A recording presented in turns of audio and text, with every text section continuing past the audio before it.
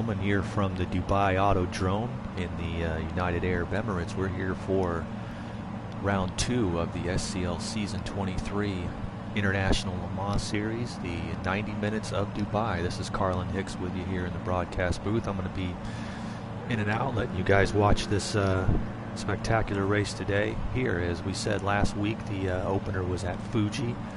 We saw Cali Vitals winning in LMP2, Sir Race-A-Lot getting the win in GT3, and now we're here for round 2 of 10 in the SCL Season 23 International Le Mans Series. Big sports car Saturday here in the SCL. We've got the International Le Mans Series here at Dubai, and later on tonight it'll be jetting back to Long Beach for the Camel GT Series and the Long Beach GT Classic.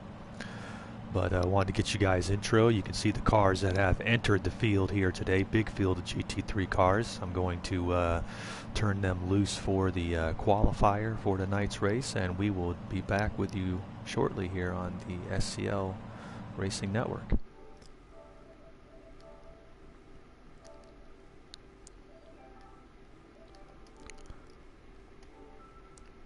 All right.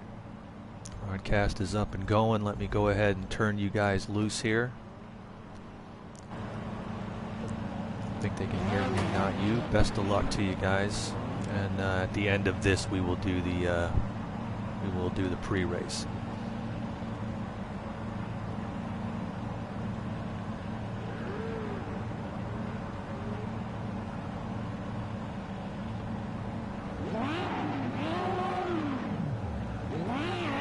Are you going to climb in the booth with me, Rita?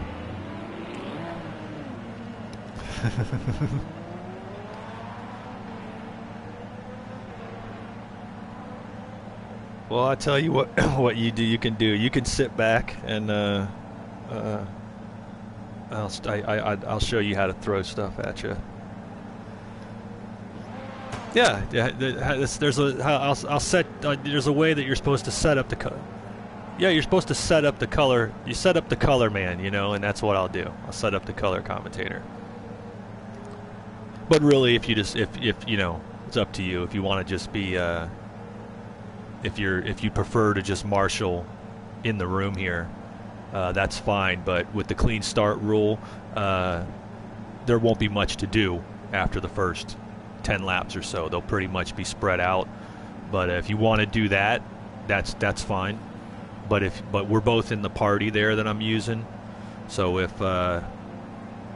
you get in there, you know, you'll be on. And I think as a matter of fact, if you want, you can do what Twindy and I have done in the past and go back in and out if you want. It's up to you.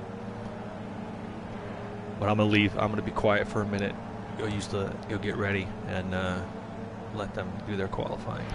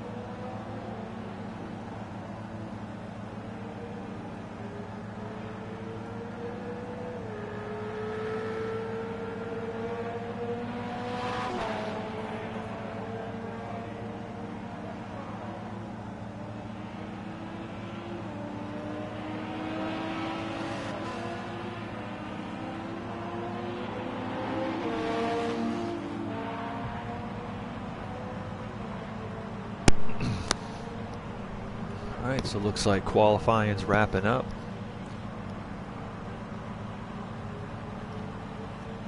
Well, 2 more minutes. What the hell? Damn it.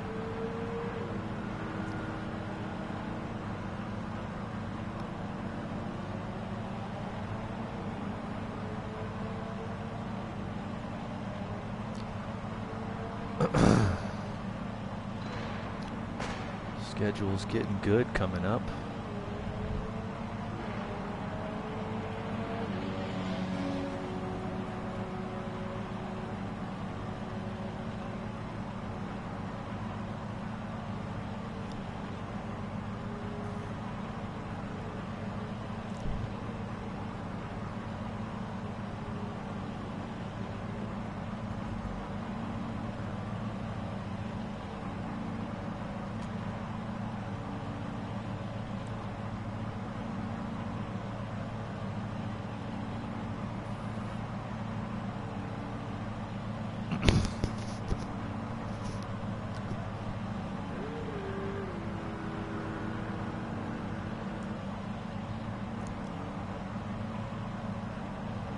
Before I get to the formal pre-race stuff, I will say, since I'm on the mic anyway, I will say, you know, International Tour, our new series, you know, F1 started last season, you know, International Le Mans Series here starting this season. You guys are kind of getting in the ground floor with it. Obviously it's not drawing 20-25 drivers per race like the North American Tour does already, because it's, you know, long established and has been for literally years. So you guys are getting in on the ground floor here. That means, number one, we appreciate it, because you know this will reach that, these series will reach that point eventually. Number two is, you know, when you're running with the 10-11 car field, something like this, you know, sportsmanship with your other competitors, you know, finish the race. You know, they don't want to have to run the last 45 minutes with only 4 or 5 cars on the track. Not to mention, you just, you know, you score points if you finish. Worst comes to worst, park it in the pits and let it wait out to the end. As long as you show up on the board, you get scored, you know. And but it's a great way on when your series are new like this in the league, and we went through this years and years ago with IndyCar and Camel GT just the same. It's a great way to get, you know, your foot in the door, and also pick up, you know, maybe pick up some wins to you know, bolster up your career stats, you know, if you're in a light class like LMP2 is here. But anyway, let's go ahead and get to the rundown here. Like I said, welcome, guys. This is the 90 Minutes of Dubai. It's round 2 of the SCL 23 International Le Mans Series. Today is Sports Car Saturday. Tonight, the North American Tour is at Long Beach for their round 2. So today's race is 90 minutes. It's start of the race is standard as you guys have. We will, you know, you're starting single file, and you'll roll around the first parade lap, pull into the pits, get to make your pit stop, set up your strategy, all that stuff. Come back out, stay single file, and be ready to go green the next time by. The differences in the International Tour rules from the North American Tour rules are in the cautions. We use the very simplified clean start rule on the International Tour, and what that means is when we go green, once the lead, on the first lap, once the leader has made back to the start finish line on the first lap, we are green to the finish, barring red flags. If there is a caution, a bang up on lap 1, we will call a restart.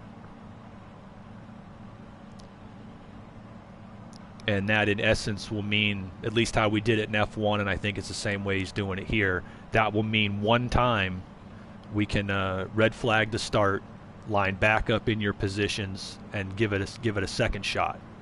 But there is only one restart. And if that restart is done, you will go back to your original starting positions for the restart. I'm going by the F1 rules here. If any of you that regularly ran this series last week, tell me if I'm wrong, because Warren didn't really brief me as the fill-in race director. But that's how we had agreed that International Tour would go. So basically, once we make that first lap, or once we've done one restart on the second one, it's just green to go. And the flag rules, therefore, are different on the International Tour. A caution or a yellow flag is just local. If someone says yellow in turn 3, caution in turn 3, it means somebody's around, whatever. The only thing that'll stop the race in International Tour settings, it's just like if there was, just like once the flag limits are up on a North American Tour, the only thing that can stop it is a red flag situation. And that very rarely would happen. So that's basically the gist of it. It's single file on the start. You've got some marshals here in the room with you. Twindy, Rita, going to have their eyes on it, but there's really not much to it. As I said, if you make it through the first lap clean, we won't have to do a restart. Key thing is Twindy and Rita, as I said, if you have to use the restart, it is a full red flag restart. That means that everybody goes back to their original starting positions. And you only do it once. On that second restart, it's green and go. Other than that, guys, have at it. I'm going to go hop in the booth and wish you guys the best of luck. While I'm on the air, I'll go ahead and do the rundown for your starters here. All right, we got Callie Vitals and taking the pole. He was the winner last week. Twindy, his teammate, both of those at TOW Racing in the P2, and Super 8 from Renaissance Racing qualifying third. Zebra, the hotshot rookie who won last night at the Grand Prix of Long Beach, takes the pole in the GT3s. Independent driver as of now. Liam Daly for Sega Keith second. Tier Nizzle for Base Motorsports third in that class. Watcher for Renaissance Racing fourth in the class. Napoleon for Renaissance fifth in the class. Renaissance showing out today. Anger Management for Sega Keith back in sixth. And those are your 9 starters. All right, guys. Everybody seems to be ready. Best of luck to you. Ready it up. And I'll let you guys hop in the booth. Good luck to y'all.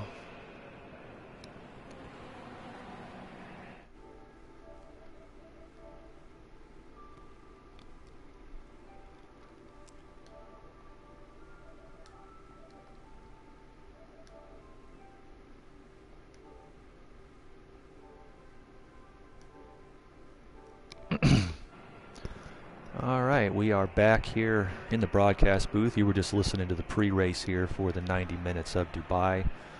Round 2 of the SCL 23 International Le Mans Series here. Sports Car Saturday International Le Mans Series here at noon Eastern tonight. At 7 p.m. Eastern will be the Long Beach GT Classic for the Camel GT Series. So Sports Car Saturday up and running today. This is Carlin Hicks with you.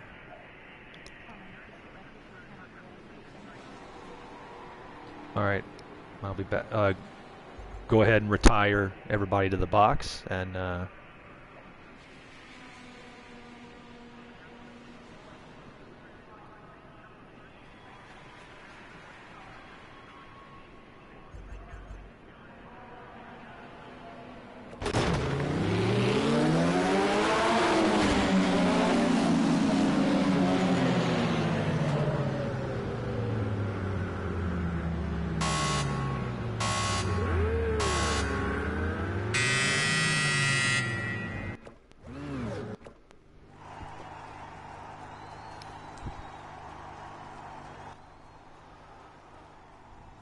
all right, looks like we're going to have to do the restart here.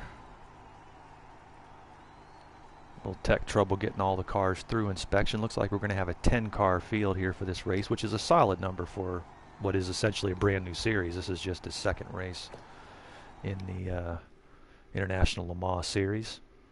These cars are spec sports cars. Our two classes are LMP2, the Oricas, and GT3.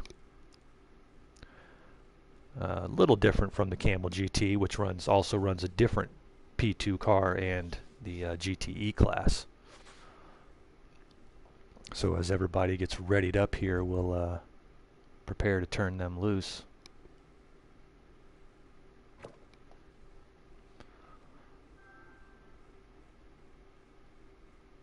$90 on this track.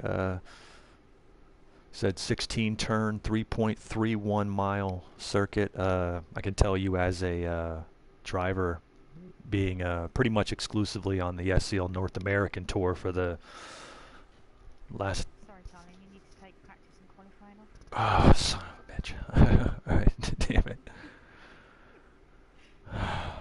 Yeah, I gotcha.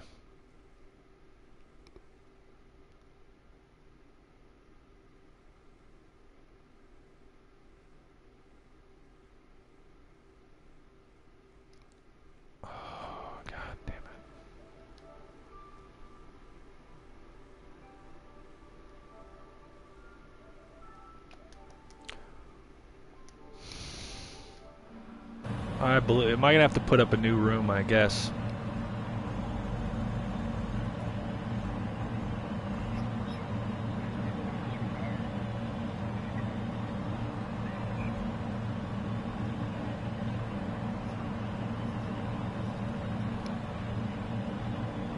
Yeah. Yeah, we're gonna. This is.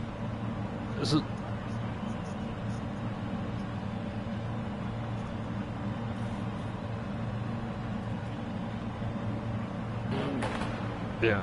No, I'm just gonna go. Alright, go ahead and try it. This is why I'm gonna reiterate, everybody needs to have their P's and Q's lined up when we're ready to start. All it takes is one guy and we end up with this situation.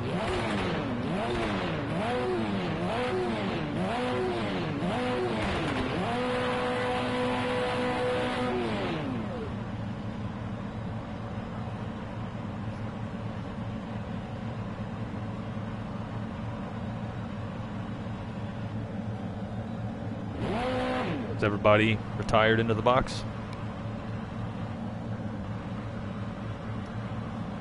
I told you, that's what it did last night. Alright, I'll put up a new one.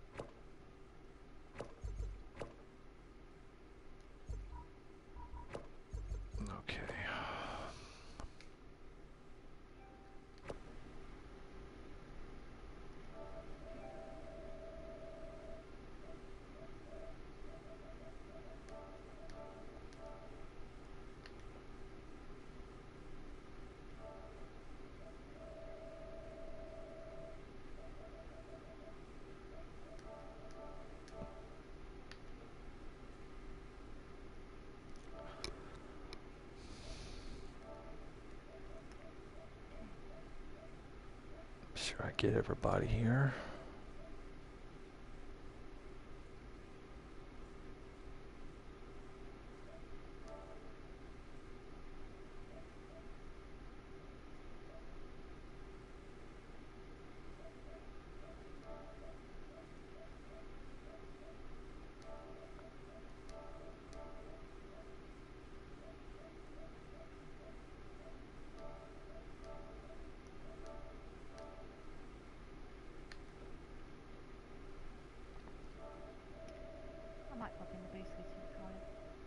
Okay, yeah, let's get them going. Just don't blind me with science. Yeah, no worries. sure we got everybody home.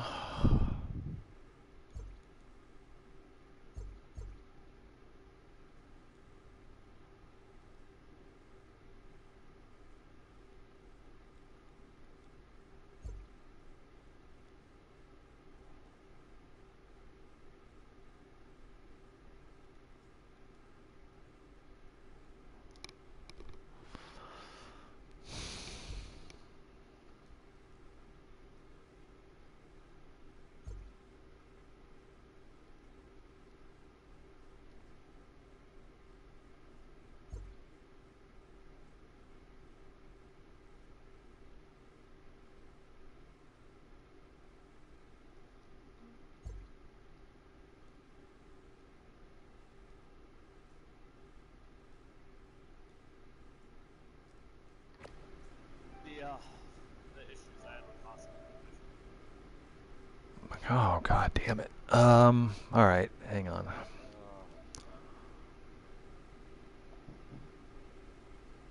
we go.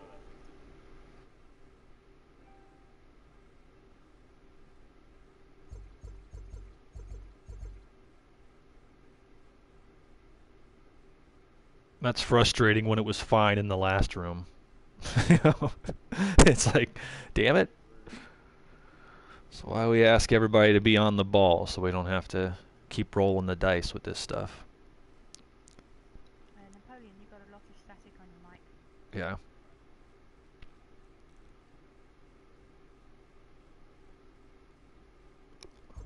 Alright. You need to turn your volume up anyway, we can't really hear you.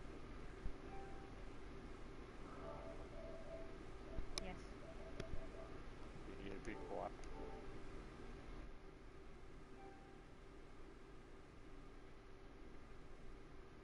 Alright, I believe we just about got everybody here. Yeah, that's good. Alright, you guys know your starting positions. And I'm going to go ahead and turn you guys loose and then hit the booth. Best of luck to you.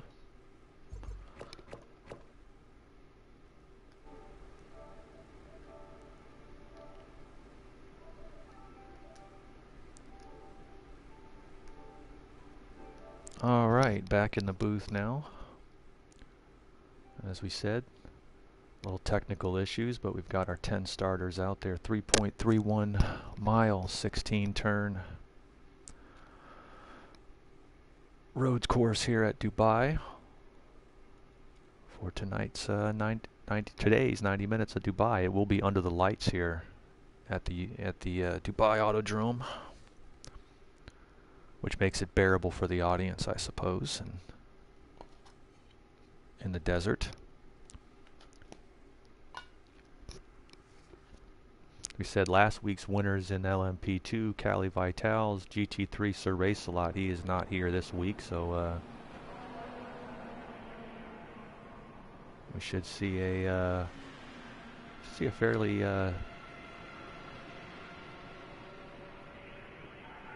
fairly interesting race.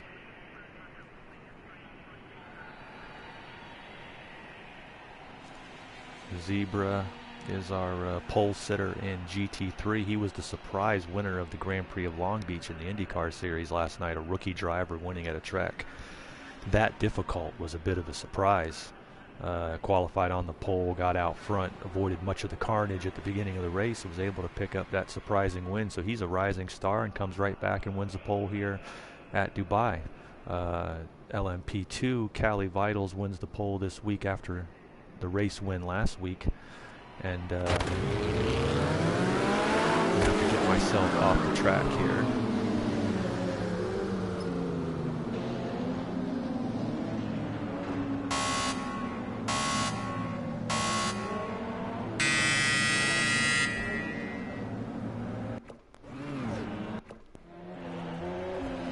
Alright, gonna get onto our monitor here.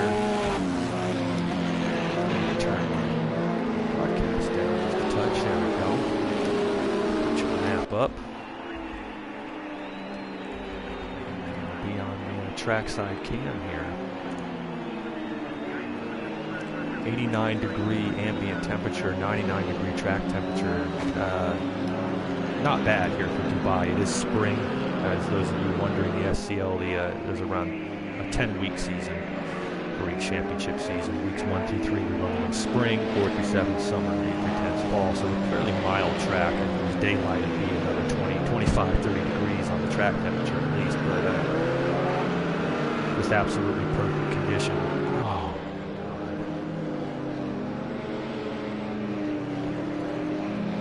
God. Absolutely perfect conditions.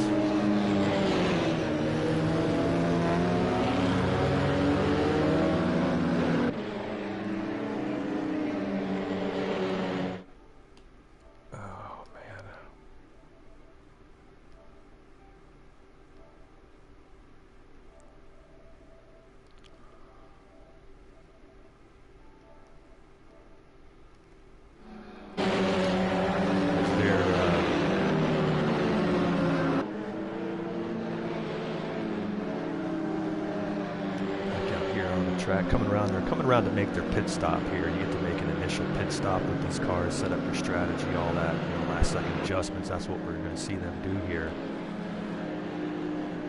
Hey Devil, you just missed the start. They're just underway.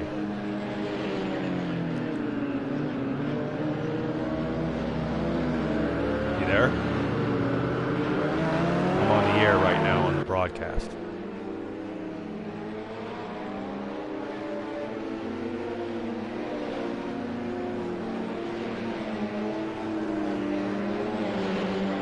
Sorry, man. Mark's too long. Is there another race later on? Yeah, Camel GT's tonight.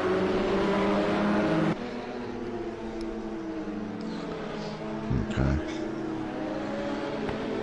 That's still at Long Beach, isn't it? Yes, sir.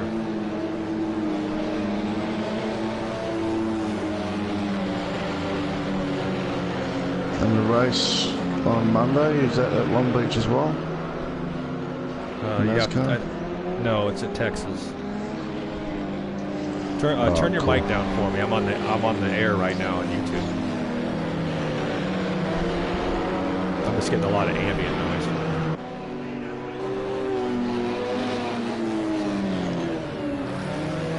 But yeah, it'll be at Texas on Winston Cup Sunday, and tomorrow Formula One's at Monaco.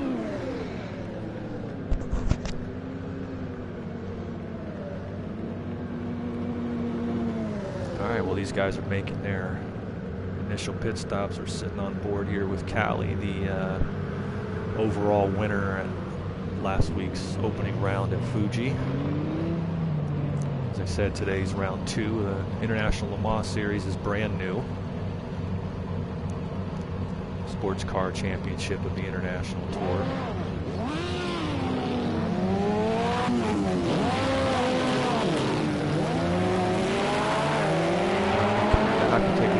Pole sitter for the GT3 class, that in the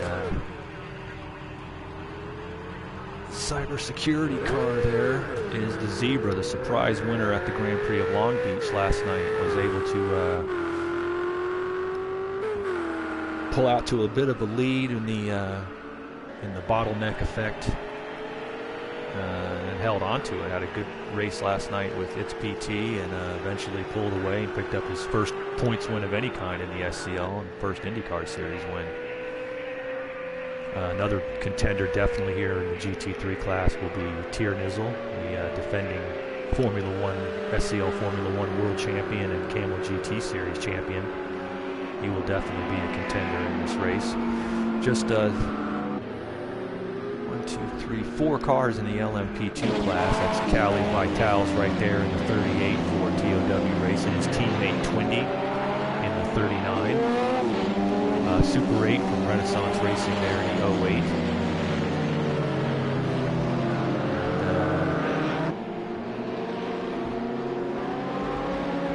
Official, who should be right there in the back somewhere in the 83 car.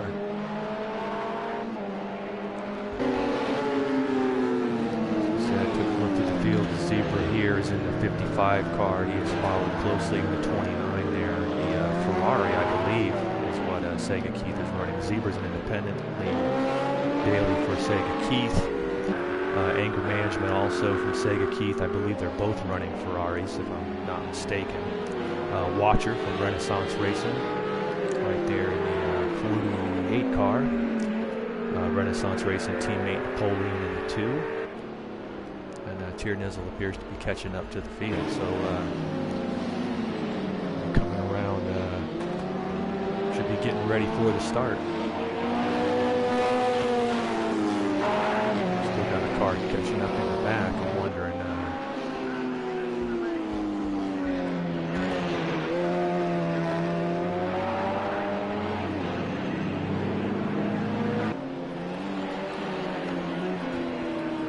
Backing down the field, looks like they're going to be going around again here. There they go, lining it up single file, and probably going around one more time. As we said, 90 minutes here. You still with us, Devil? Okay, yeah. As they're getting ready to take the green here.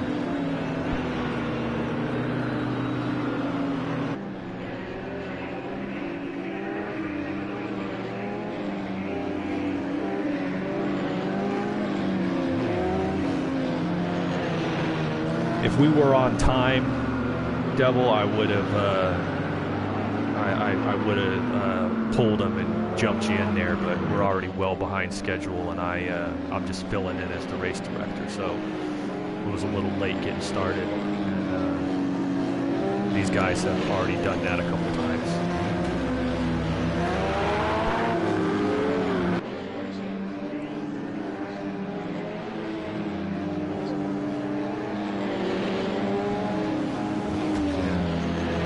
A little more than a day.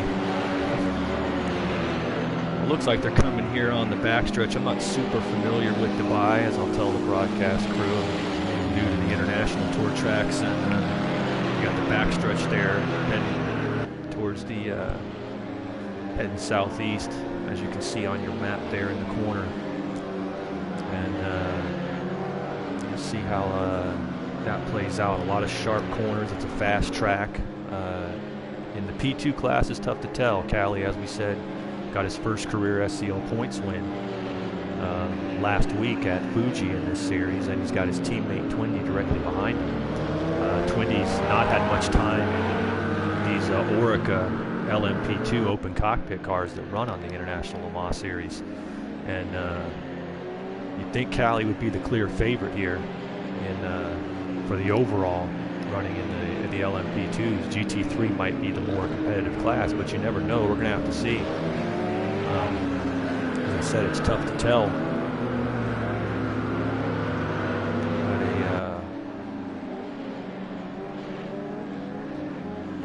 But a very tough field for those four. Now, meanwhile, the 6 in the GT3 class, as we said, Zebra here on the pole, followed by Liam Daly in the 29, Napoleon in the 2, anger management. Tiernizl moving up back to his starting spot, which is a 3rd in the class there, 6th overall. We said a lot of teams represented here. TOW Racing, Renaissance Racing, Independent Driver, Sega Keith, Base Motorsports, Renaissance Racing, Sega Keith, Zenith Motorsports, and Renaissance Racing. Somebody's sitting on the track. Who is that? Looks like a Watcher sitting there on the backstretch. Wondering what's going on there. I'm probably going to have to sort that out. See if they're going green, or are they waving off again? Looks like they have not gone green.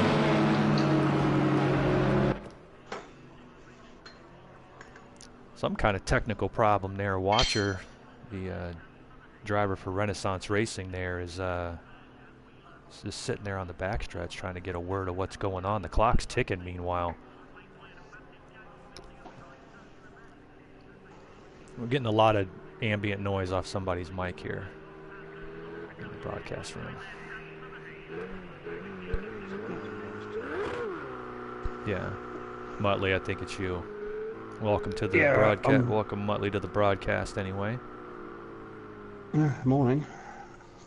What is going on here? Yeah. good as that. Well, it looks like Watcher's having some kind of a mechanical issue or whatnot. They waved off another lap. He's doesn't appear to be catching up with the field. So I'm not really sure what the story is there. And it looks like Watcher is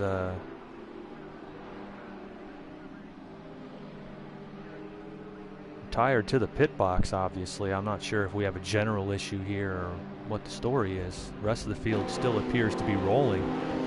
We may have just lost one of our GT3 cars.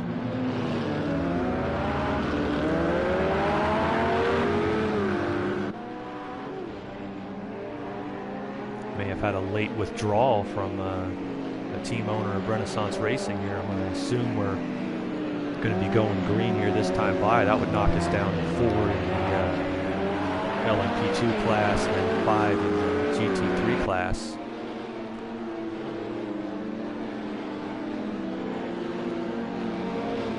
They appear to stay rolling. So right up there, the 2 TOW cars, 1, 2 in this class. Cowley, the winner last week. This is only the second race in this series. Brand new on the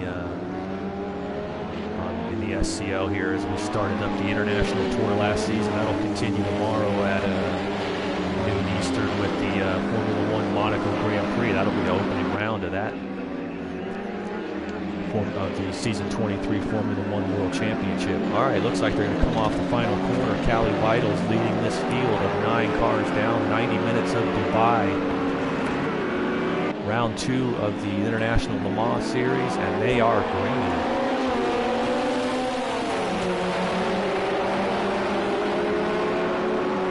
Heading down towards turn 1. This is going to be the key point. And it looks like the P2 cars have come through pretty clearly. Let's get back to the GT3s.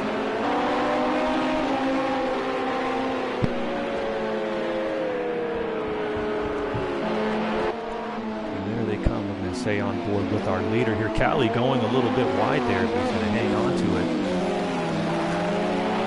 Make sure they get through lap 1 cleanly. Let's go on board here at the back of the field. With Napoleon right now looking up. We're going to go back to the front to see how the race is shaping up. Napoleon from Renaissance Racing now. Right there, he's chasing up on Anger Management from Base Motorsports. Tierney's falling a little bit behind. He's trailing the LMP2 official from Zenith. He's trying to get inside these cars. Does make a nice clean move. Does he hold it? Does a good job there. Official getting his name in some of the race reports recently, but he's doing a good job staying off of these cars best he can. Get back on board with Liam, who's chasing the zebra up front. And I believe they're getting close to coming all the way around. All right, I'm gonna go off air for a second here. You've got Double Dog and Muttley with you, and I'll be right back with you here.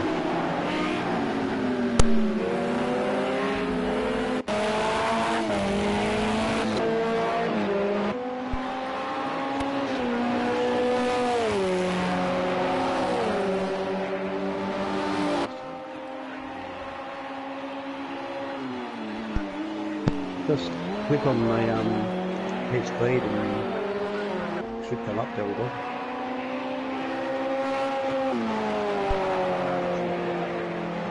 Yeah, even on his name through the chat should work that way.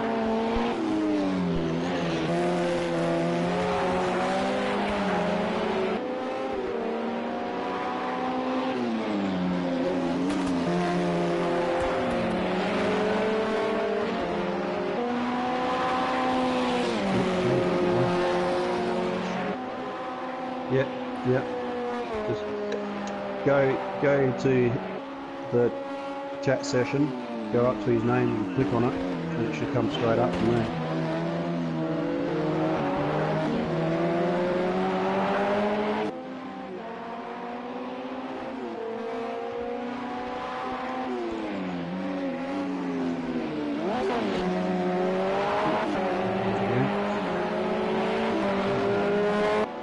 windy going, drawing some in different lines.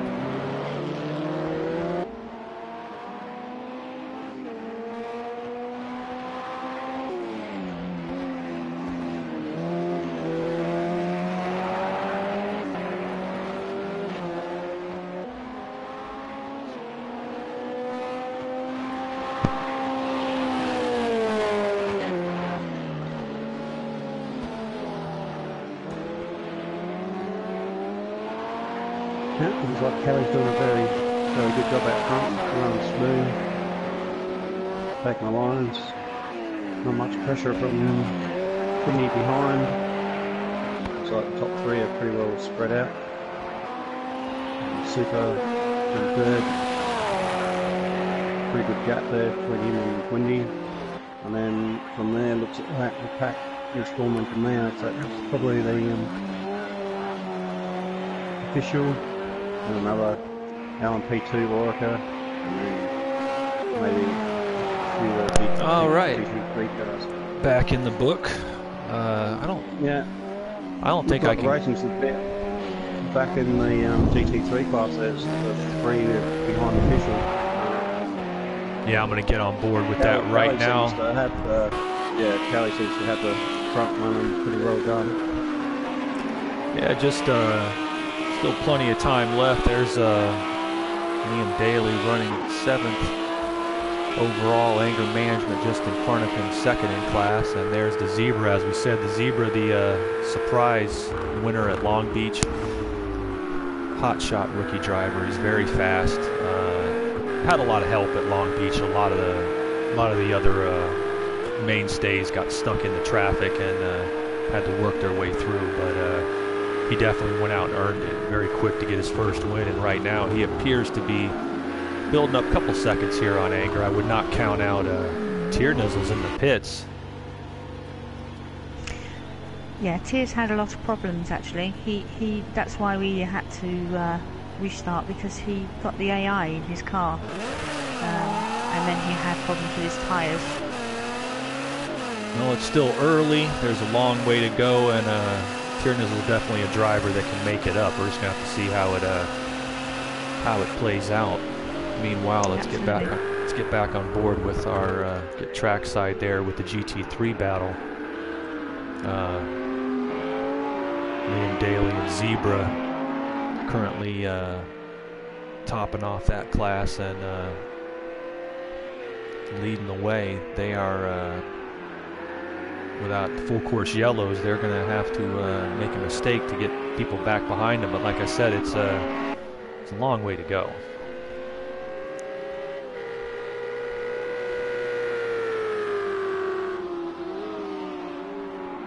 Yeah, it looks like to me that Zebra's just taking his lines and running his race, and Liam Daly's pushing the hell out of the Audi. Yeah, you can see the makes there. What kind of car is that he's in? He is in Well, a Zebra's in the Ferrari, and Sega Keith runs the Audis. Liam Daly's in the Audi, yeah. Yeah, Liam Daly from Sega Keith there running 6th overall, 2nd in class. He has shown a lot of speed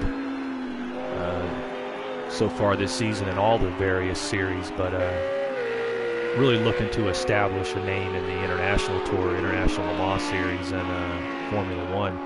And he's still right there. It's still very early. It's tough to tell who's got the better tire strategy at this point, but that's definitely going to come into play as here he closes in a little bit. And get on board. Tia is really struggling. Yeah. Tia is really struggling. He's just been lapped.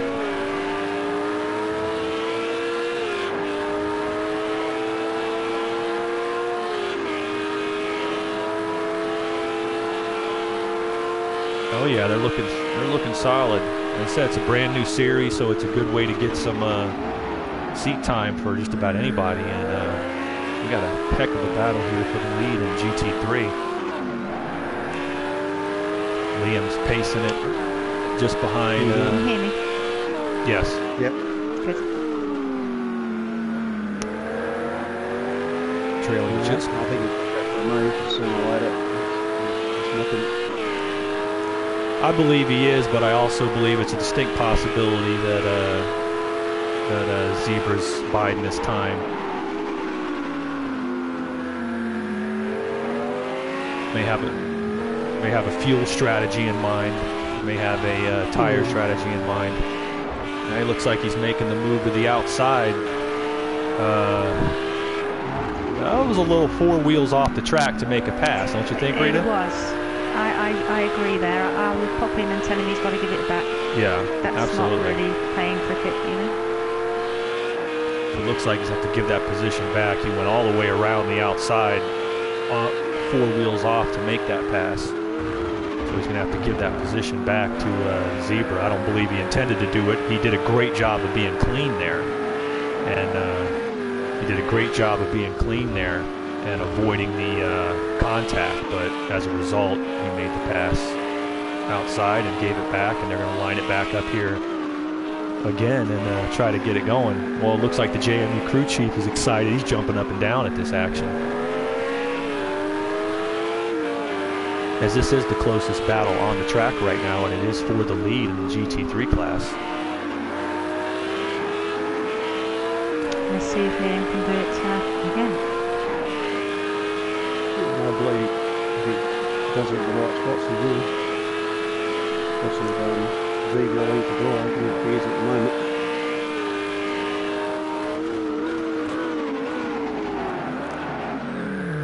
Yeah, what you're seeing here, Zebra's just running his race. He's letting Liam make the move where he wants. I don't think Zebra's concerned with the lead right now as much as he's just holding his line and trying to get Liam to commit to going in too hard. That was an excellent turn right there. But as you can see, Zebra's racing very much in the Carlin Hicks school there. Just hold your line, make them make the pass. And he's doing a good job of it so far. Liam's looking for a spot, and by the looks of things, is starting to get impatient here as we're on board with him. Let's go ahead and get inside the cockpit here while we get a chance to see what he's seeing when you're behind the wheel of the car.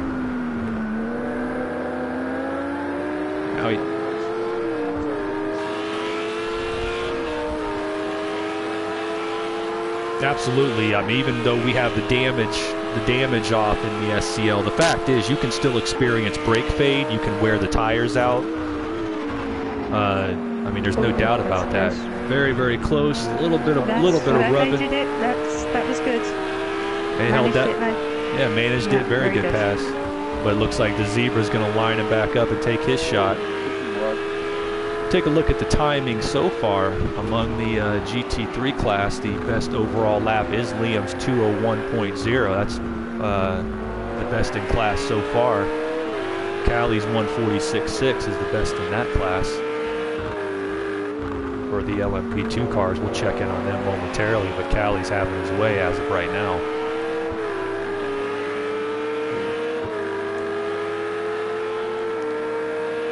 Last week's GT3 winner Sir Race-A-Lot not here, so this will shuffle the points around quite a bit in that class, regardless of how it finishes up. Zebra getting a little hot there.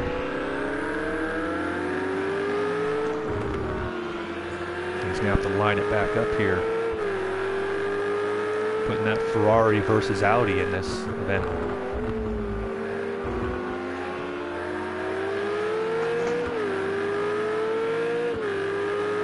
The way they've been driving too, there's a chance they've overheated their tires where they're at right here. And Zebra was able to maintain that last night at Long Beach and get the win because he obviously was, with that gap, he maintained his tires pretty well. And yes. I think that's what he might be doing a little bit of that here.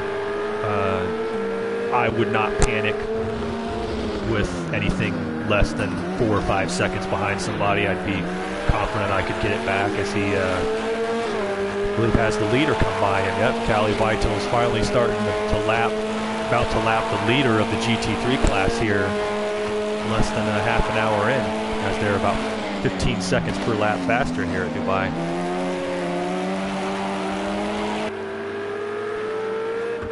And with that, Liam's pulling out a little bit of a gap.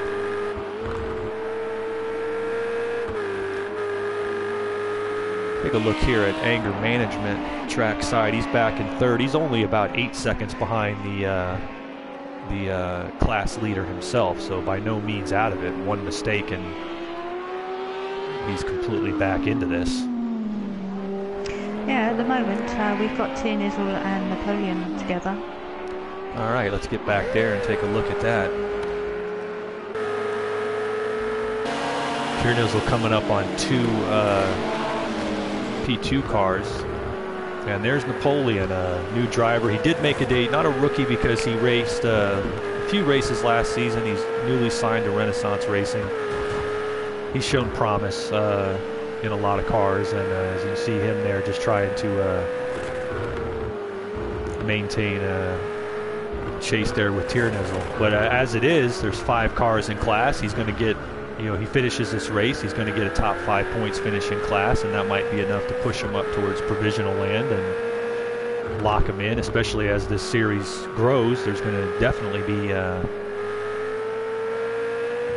the influx of entries as we see in the North American Tour. But Tiernizzle seem to be pulling away. They got a battle just in front of them in the P2 class as Super and Official. Super and Official. Yes. We're on board here with Official from Zenith Motorsports. He's chasing Renaissance Racing Super 8, Super, a former IndyCar Series champion back in Series 20. Appears to have the measure of him out there in front.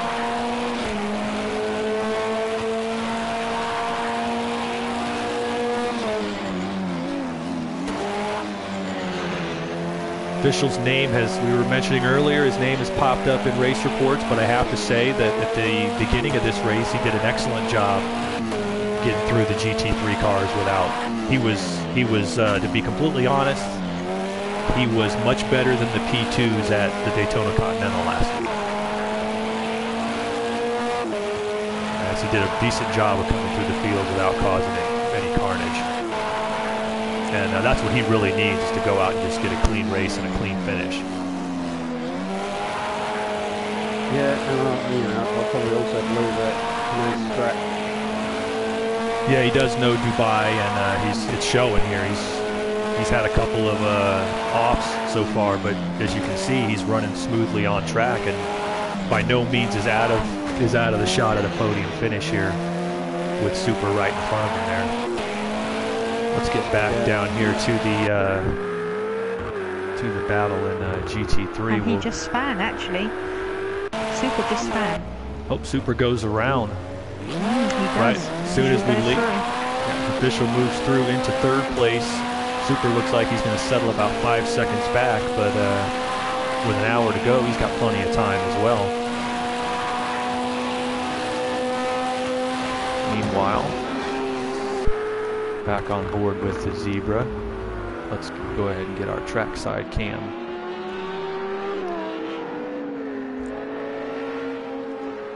Actually, they're closing in pretty tight. Anger management within 5 seconds of them between the top 3 GT3 cars. So this race is by no means wrapped up. There's Liam Daly for Sega Keith Motorsports, the team run by International Tour Director Warren Kyle Keith, one of our regular broadcasters as well.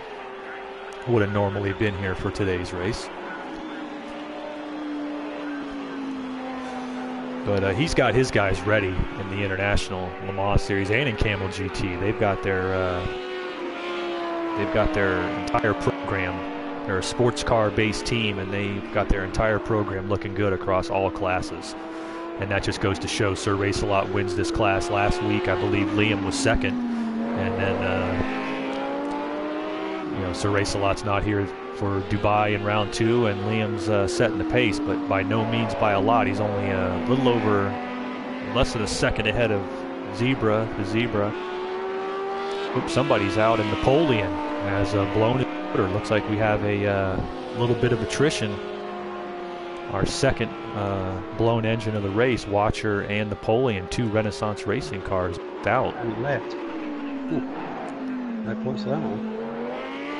Napoleon is a guy who will run it out. I'm sure there was a reason why he's not here, because he's not a start and Parker type. But that knocks it down to 4 cars in GT3. We'll keep an eye on Tierna's a little open track. It's like 3 in the morning, so I like to be up awake at the moment.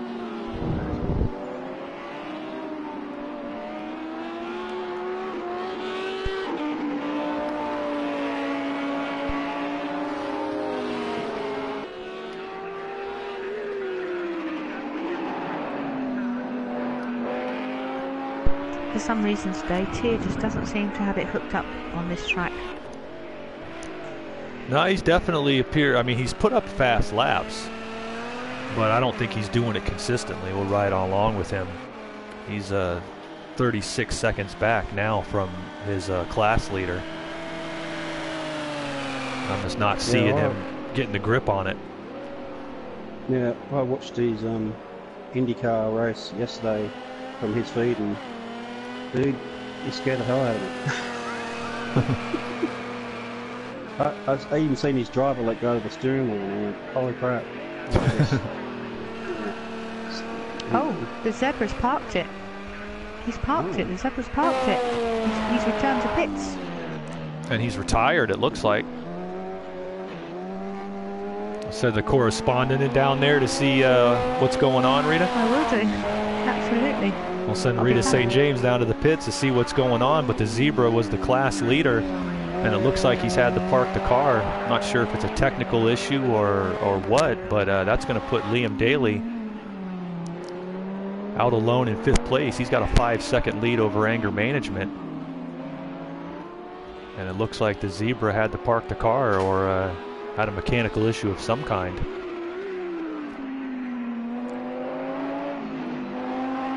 Meanwhile, we'll head back up to the front there and give some FaceTime to our LMP2 leader in the TOW Racing Orica. That's Callie Vitals, the overall winner last week at Fuji, looking to win his 2nd straight class win and overall win. But there is a lot of time to go, 55 minutes. Any major issues here, and mechanical or otherwise, and Twindy could be right back on top of him. Yeah, if I was him, I'd just be pacing it out, doing what I could, and see how it went. He has plenty of fuel left. Looks like they're going to try to push towards halfway. Don't know if they can only make it on the 1 pit stop. My guess would be no, but my guess would certainly be no, at least in the P2s. I think the GT3s might have to can make it on 1 stop, but I'm not sure about the Oricas here.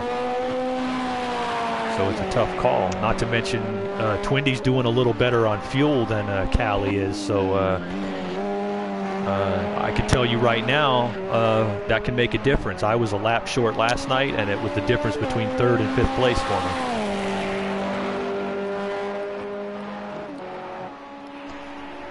Okay, so Zebra had to go. Tier is happier with his car now, so that will be interesting to see whether he can make the gap up. Absolutely. Tier's got his car fixed. So Zebra had to retire. Unfortunately, he was looking very good in this race, but that's going to tighten it up here. Liam, meanwhile, starting to open up a gap a bit on anger management.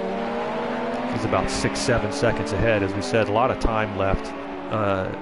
Here's the big question with anger management here in the 29. I believe that at the Ferrari, is that a Ferrari? No, that's an Audi. Audi, that's right. Sega keeps running the Audis. The anger management has shown a tremendous amount of potential, even dating back to last season, season 22, his rookie season. The thing is can he put the whole race together? I think he's still got a shot here. He's staying right about 6 seconds behind Liam Daly, and if he can stay smooth, and he has significantly more fuel there, so that becomes. He might be able to make it to the end. We don't know. Yeah, that's going to be an interesting question. He might have taken more on board. Yeah, absolutely. I don't know what the fuel consumption on these cars are, but yes, it might play out at the end. It's definitely not helping him right now. I can attest to my Long Beach race last night. Had to do a run at a time with heavier fuel than others, and it'll definitely put you behind. He's obviously losing a little bit of time per lap with the heavier fuel load, but if that was planned out, I believe that he's just trying to play his strategy out and see how it goes. Well, if he's got to have a heavy fuel load now, it should bring him more towards the front when the time gets closer to if the other cars are getting low and they can't push it. He'll definitely cycle forward when Liam pits, and here's the big thing about that, and this goes back to the GT6 days. I used to preach this a lot. There are certain drivers when you know you're head-to-head against them, where no matter by hook or by crook, you want to end up ahead of them at some point, for the simple reason that their driving will change when they're trailing you. And I've been in races with guys where I knew that they had the edge on me, but I would work the pit cycle so that I came out and so that I was in front for a significant number of laps off cycle, and that would force mistakes out of them because they couldn't see that if they just stayed on their pace that it was going to work back out for them, and they'd wind up back out in front of me where they'd been. That could be the situation here. If Anger, he's dropping back, but if he's able to stay out longer,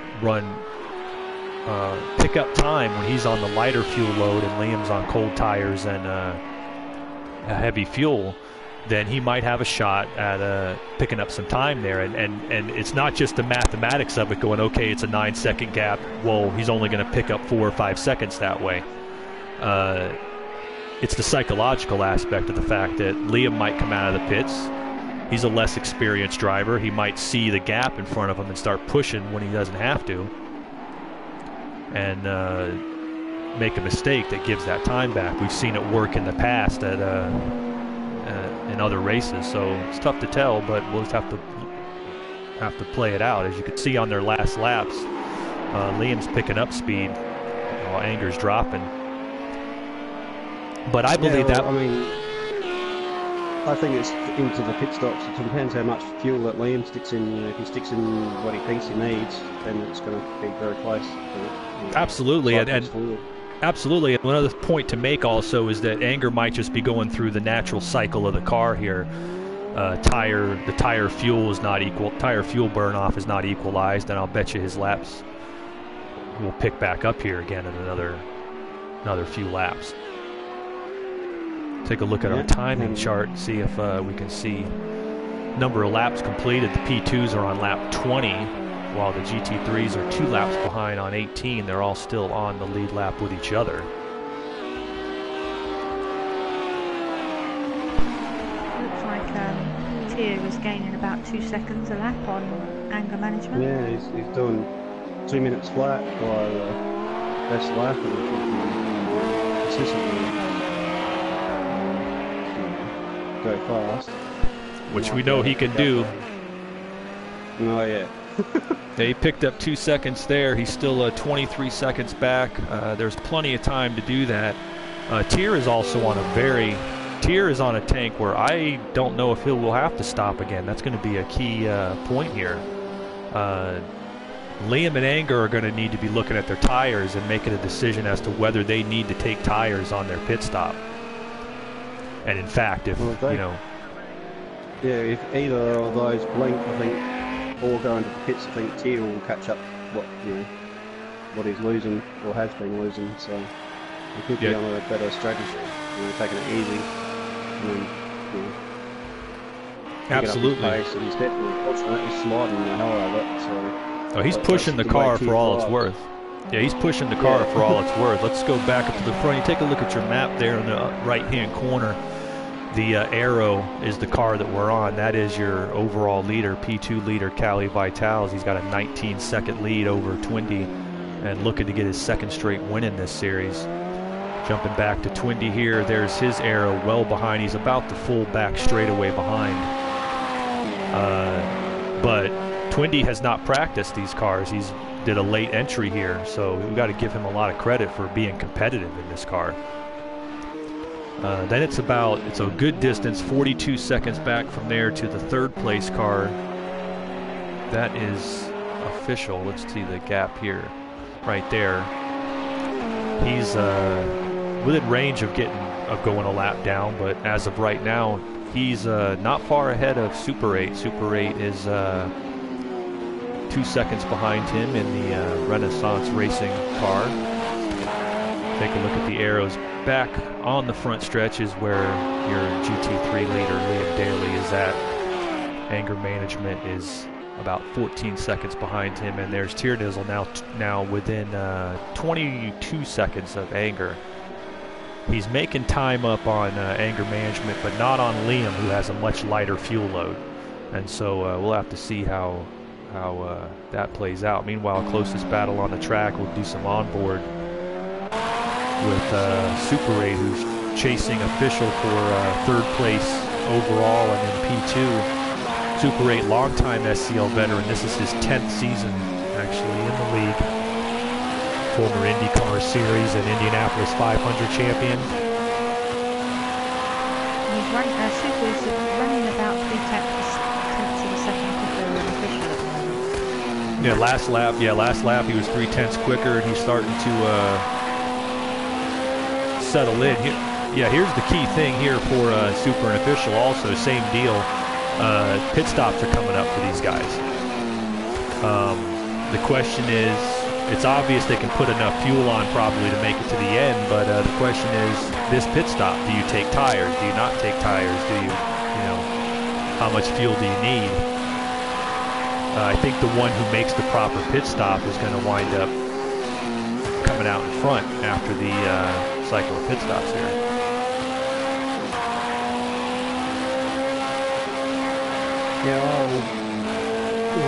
I think taking fuel and taking tires is probably the best bet for me.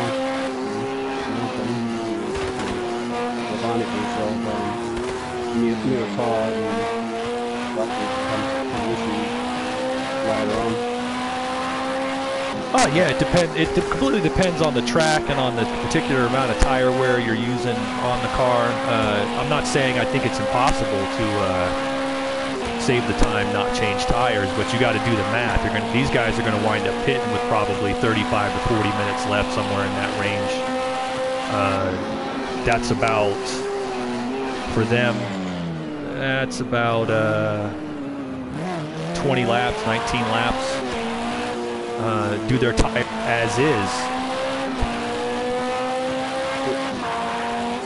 But question is though, is Super's tyres gone? Because he's just lost a lot of time. He just went off track.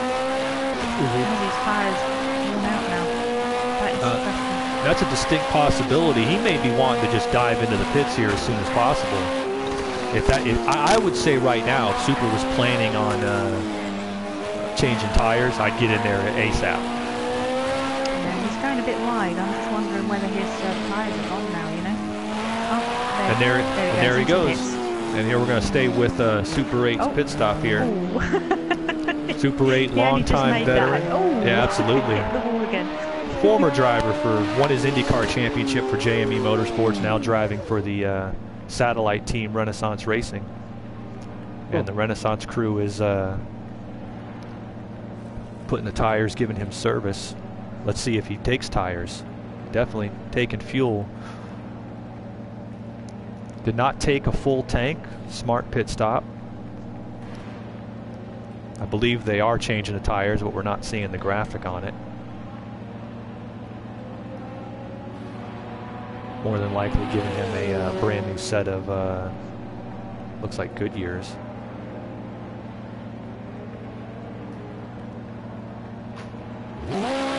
And out he comes.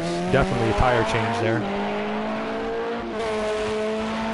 And he's going to cycle out. We'll see once he crosses the scoring line where they cycle him out. 43 seconds down, so he was, where was he sitting? 5-6 seconds back?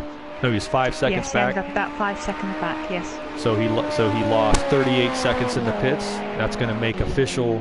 Now here's the key. Official now is on a light fuel load. If his tires are in decent shape, he should be able to turn quicker laps than Super here before he pits and might be able to build that gap. Now the key for official is, can he get in and out of his pit box cleanly? Super was not super clean getting into the pit, so official might be able to pick up some time there. Oh, he's going in now. He's in the pits as well. Yep, he's going in now. Probably saw Super go in and didn't want to lose any time. He's cleaner. He's cleaner. He's cleaner going into the pits there. Let's see if he makes his box. Good job.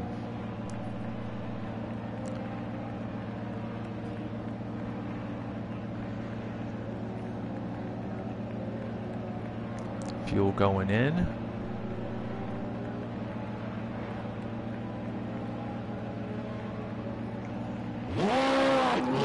And I'm not sure he took tires. I'm not sure he took tires either. Let's see. He shuffles out. He definitely did not take tires, I don't believe. If he's 21 seconds ahead of Super, he did not take tires. So what that's going to mean is he's gambling. He can go the remaining, 40 minutes, 23, 24 laps, somewhere in that range. He's going to go the entire distance on one set of tires. So Super's going to have to put together the fastest laps he can. Super did not. Super put a little bit more fuel than official. And we'll have to see how that plays out. Keep an eye on their lap times. Meanwhile, Tiernizzle here at the back, he's now within 17 seconds of Anger in front of him.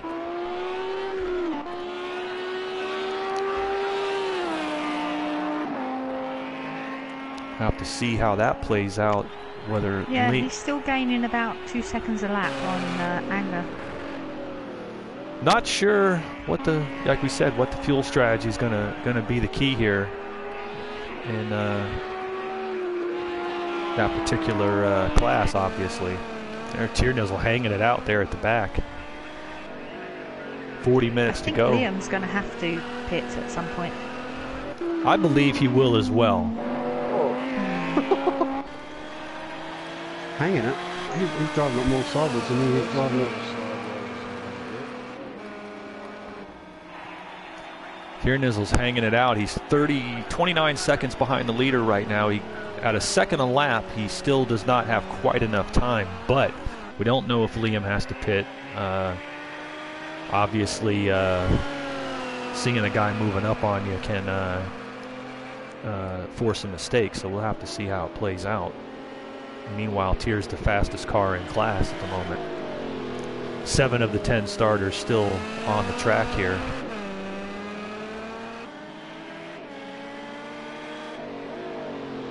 Musketeers slowly closing in.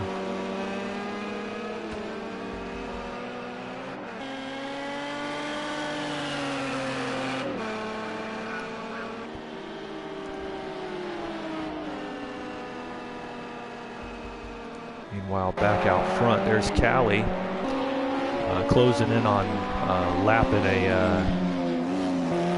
car in his class. Might be official.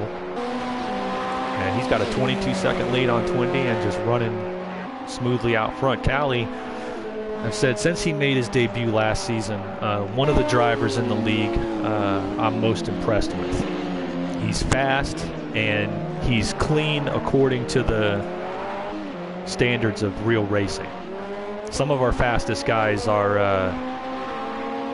have clean intentions, but occasionally pull moves that you couldn't get away with and keep your ride in a real-life racing series. Callie's one of those drivers that the way he drives, if he could do that in a real car, he could be a racer, because he's as clean as they come and fast along the way. So both Callie and Twindy will be coming for a pit stop pretty soon, and there goes Callie. Yep, there goes Callie. I believe Twindy will probably come in at the same time. Let's go ahead and get on board with Callie on his pit stop, your race leader. Here's a big key once again, tires or not. We saw Callie last season at the Italian Grand Prix at Monza in Formula One make the wrong pit strategy call and cost himself a victory in that race. Rosta was able to come back and get it. Twindy goes another lap. Twindy's staying out, so he is.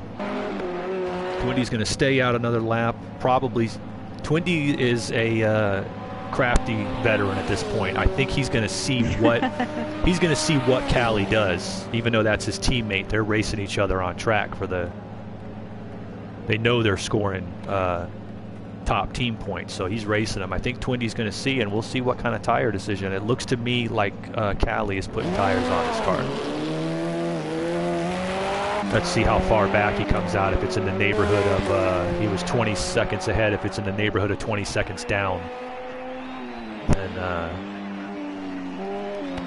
he's going to be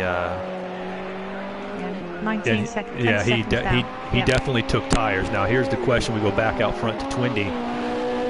Does Twindy have enough on his car to not take tires? Will he take that risk? Theoretically, if he makes a clean pit stop and doesn't take tires, come out with Callie. So we'll have to see how that plays out with 36 minutes to go. He's definitely going to have to pit on this lap, though. Absolutely. Running lap 27. I've seen Twinny do some laps on old tyres before, and he seems to like it, so I don't think he can get the tyres. Yeah, it's definitely a gamble. He's running laps that are competitive with Callie. So the fact is, if he can run those laps on these worn tires, then I think it's entirely possible that we could have a totally new race here. There he goes, and dives across into the pits. A classic Twindy pit stop. Catches a little bit. This is actually a pretty quick entry, though. Does he manage to get in cleanly? Yes, he does. Yes. Gonna take a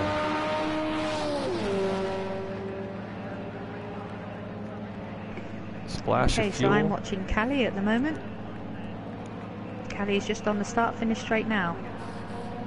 Callie's going down the straight right now. And Twindy, I believe, is definitely taking tires.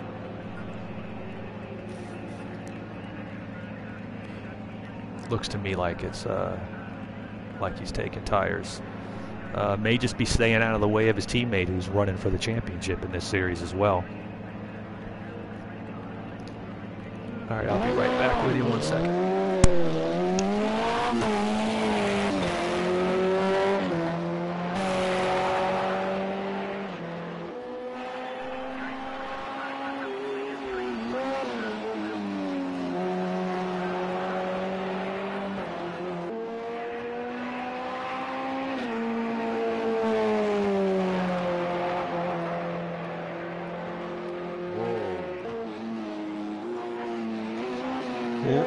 cold tyre straight out of the pits. Loose as hell, but unfortunate. Now anger management is now in the pits now, so this gives an opportunity for Tierney to get past him.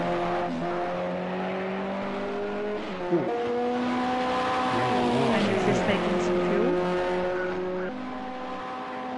And Tier's going down start finish straight right now.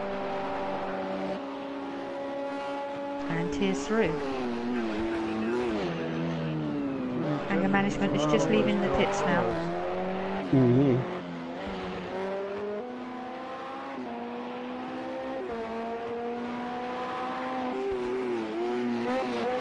Yeah, definitely looked like Twindy took tires there. Like I said, he might have planned that out just to say, I'm not going to race my teammate who's running in the series full time.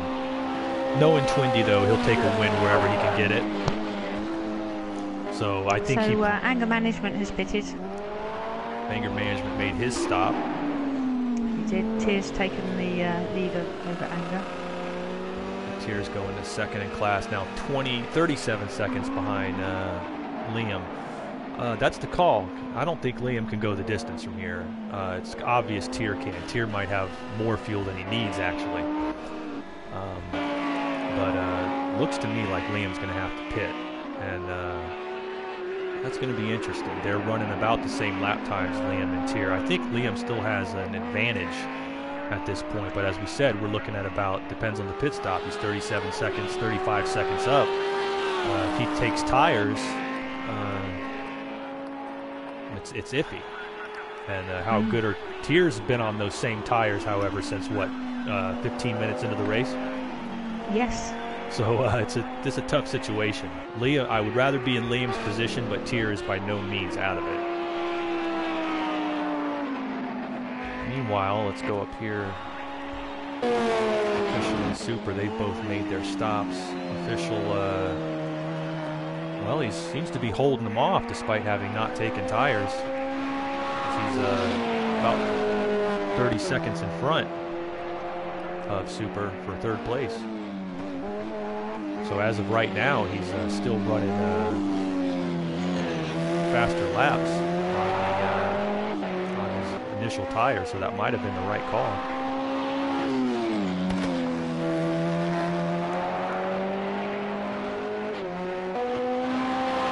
Have to wait and see if Super can put it together here.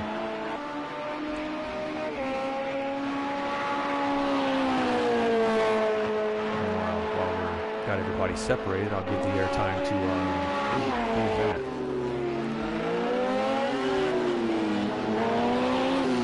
Passing through GT3 cars. Appears to be Tierney.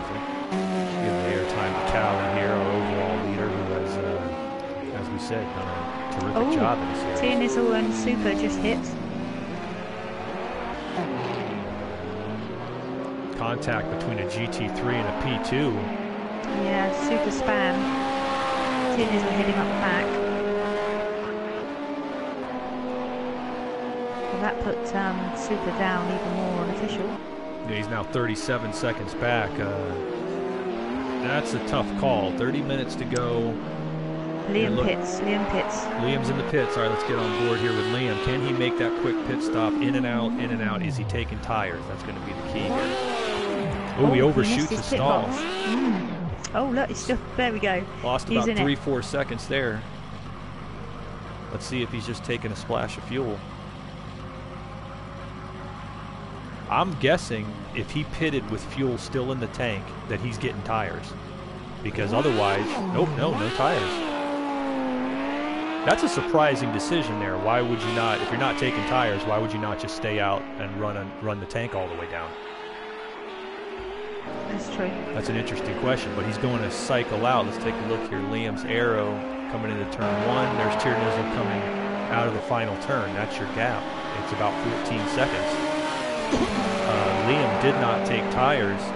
Tier has a slight tire advantage and roughly the same amount of fuel.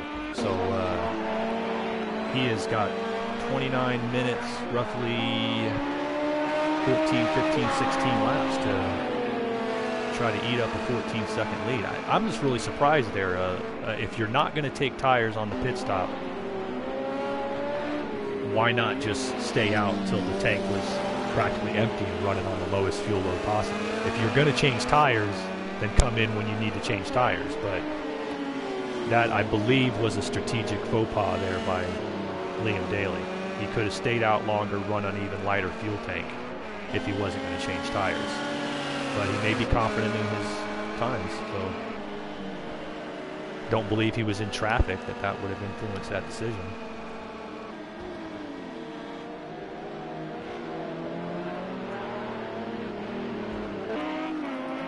It's 13 seconds now between Tia and Liam. Get on board here with your GT3 leader, Liam. And about 13 seconds. I said the fuel's even at this point. The tires are relatively even. Tierney's a little bit fresher tires. Question is, can he run them down here in the last half hour for the class win? LMP2 car coming up behind Liam. That might be official. Goes by him. Nope, that was Twinkie.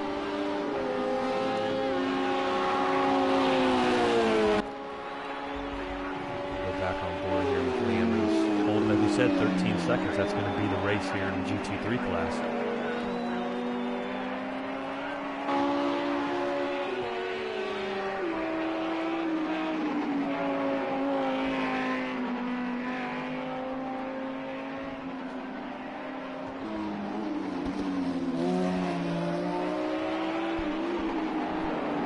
Canyons were down in the 2:01s on that last lap.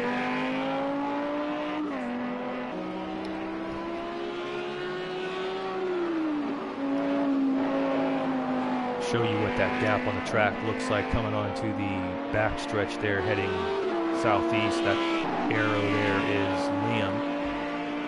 Tiernizzle is right there going through the carousel turn. So he is not, they are just about the length of the back straightaway apart. Almost exactly the length of the back straightaway apart. So now it's down to 11 seconds. Looks like Liam shaking around a little bit. Tiernizzle starting to make up ground. And after his drive last night from the back of the field all the way up to second at Long Beach, can't doubt that he might have a shot at doing it.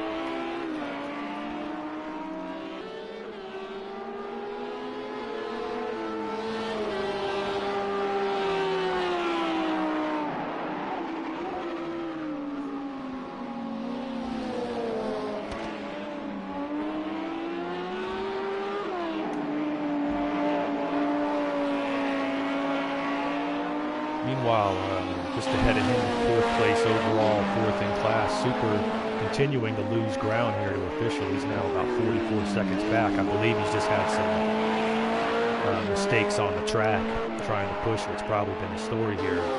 Official didn't take the tires, and I caught Super by surprise. And I think he's overthought himself out there.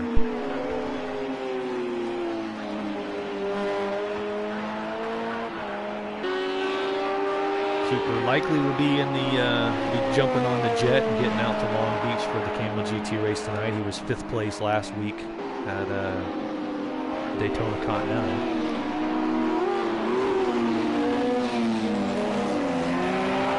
So he'll take a good points finish here.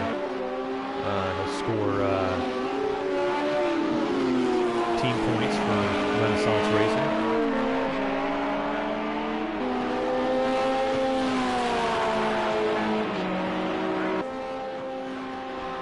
What's interesting is Tiernizzle, he was almost 3 seconds of lap quicker on that last lap than Liam. Yeah, Liam's obviously having a little bit of trouble here. We'll get on board with Tiernizzle, who's running him down, get some chase cam time for him.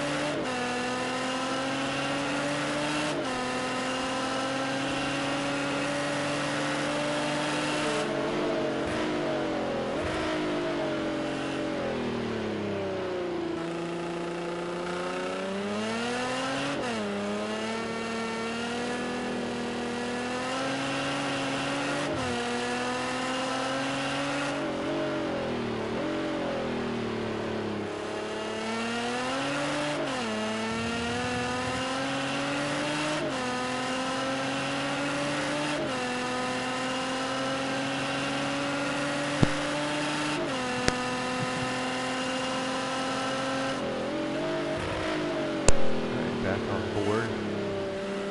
It's down to 10 seconds. He was another 7/10 quicker on that last lap, so he's closing in. 23 minutes to go. But you know the old saying, catching someone and passing someone are two different things. Yes. That was my game plan last night at Long Beach, but we'll leave that one alone. Yeah.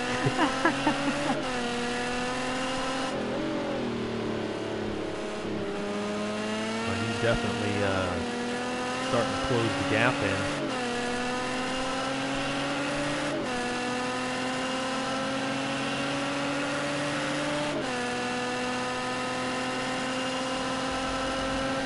Trackside cam. Let's get some seat time in the cars now that we got the guys spread out. Up with our leader, Callie. We're going to go into the cockpit, see what Callie's seeing inside that Orica. The difference, as we said, between the prototypes in the Camel GT Series and here in the International Le Mans Series is the International Le Mans Series official designation is LMP2. It is an open cockpit Orica. On the Camel GT Series, it is the closed cockpit P2 class or Daytona prototype, which is the Ligiers, and the 3 separate engines that come with that, the Honda, the Judd, and the Nissan. And Callie, this is cool to win yesterday. oh yeah, looking to me here, Callie not getting as much airtime as a normal race winner, race leader would, but he's just been dominant and out front this whole way, and that's the reason. Jumping on board, as we said, when it's a new series like this and it's developing and you're getting 10, 12 entries as opposed to 20, 25, you can build up a resume pretty quick. Picking up some wins and, you know, establishing yourself, getting a championship under your belt, and I think that's what Callie's plan is here. He's TOW's lead driver for the LMP2s here in the Le Mans Series, and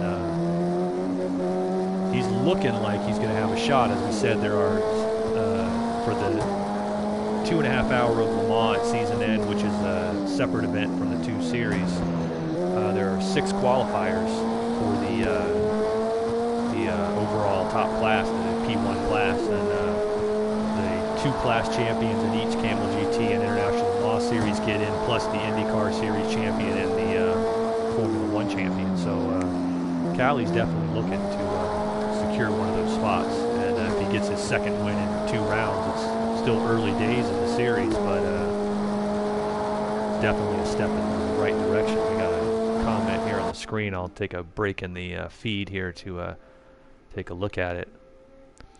Wanma watching. Good to see you there, Juan. He'll be glad to know his driver official for Zenith Motorsports running in 3rd overall here. But that's what you're seeing on board here. Let's with Callie Vitals coming down the backstretch. He's going to go to that sharp hairpin right-hander coming up. You see him setting it up to the left, off the throttle, downshifts, overshoots it a little, but grabs it. It's a wide track here at Dubai.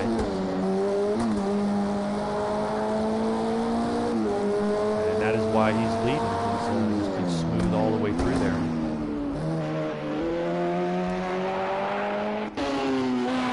Meanwhile, Twindy back there in second, 32 seconds back, running, as you can see, very competitive lap times. They got to give Twindy a shout out for this race. Who does not run the Le Mans Series regularly. This is his first start in, and with a minimum of testing, he said that he was filling the field, and he's come out and he's running competitive laps, and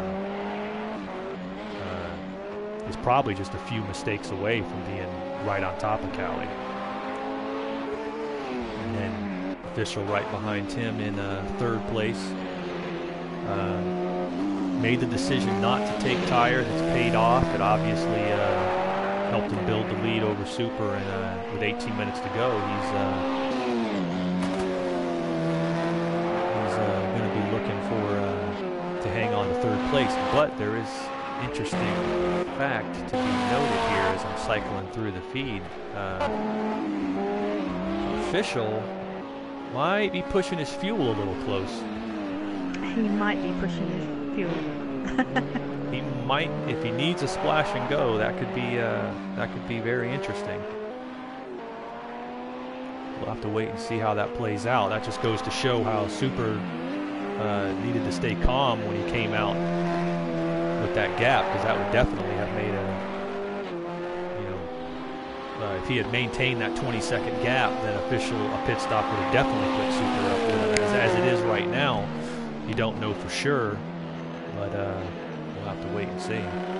Meanwhile, that gap, jump back to class leader in GT3, Liam Daly. There you see him coming down the front stretch. Tiernizzle is just coming through the final turn here, and that gap has closed to within 8.5 seconds as of right now.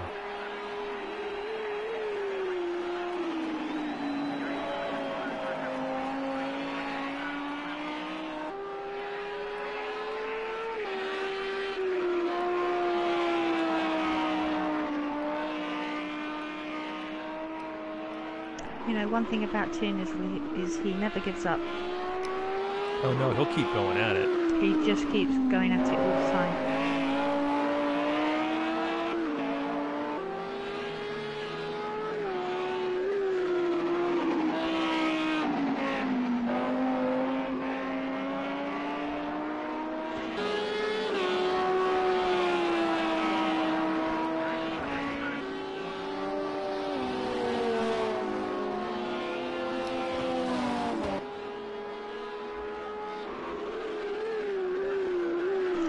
Tiernizzle and Liam are roughly at stalemate on the lap times now. They've kind of settled in and they're lapping the same times.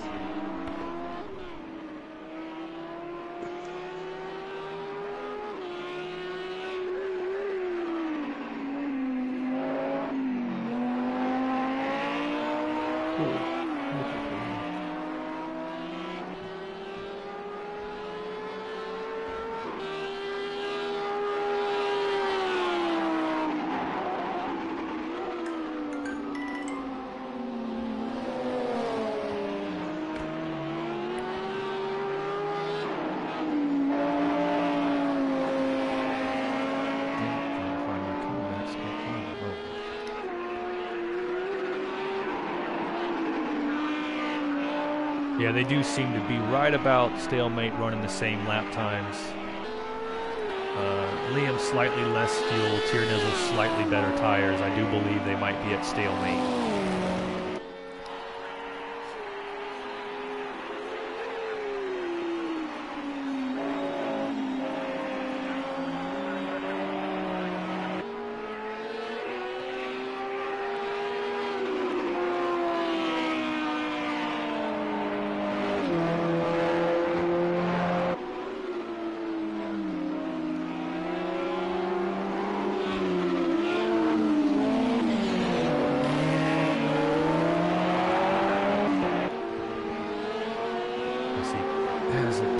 Car behind him. I'm not sure if that's official.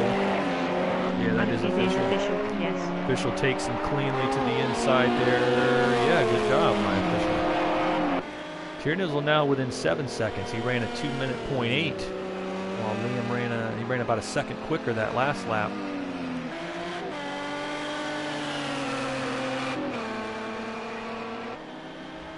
Anger management there, holding third in class. Running steady lap times, can't say nothing bad about that. He's been in the 201s, 202s the whole time. Strategically didn't quite work out for him. Meanwhile, 7 seconds still that gap between those two. Looking to me like officials going to need to make a splash and go.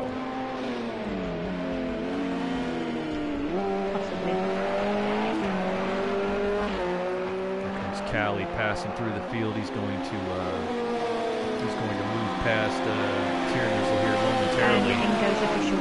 Official into the pits. All right, official hitting the pits now. I imagine it's going to be a splash and go stop here. Does he make it cleanly? He was clean on his last stop. Excellent job there.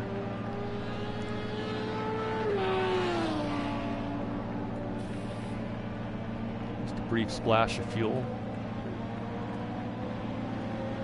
And out he goes. And you see how he comes out here. Where's Super at?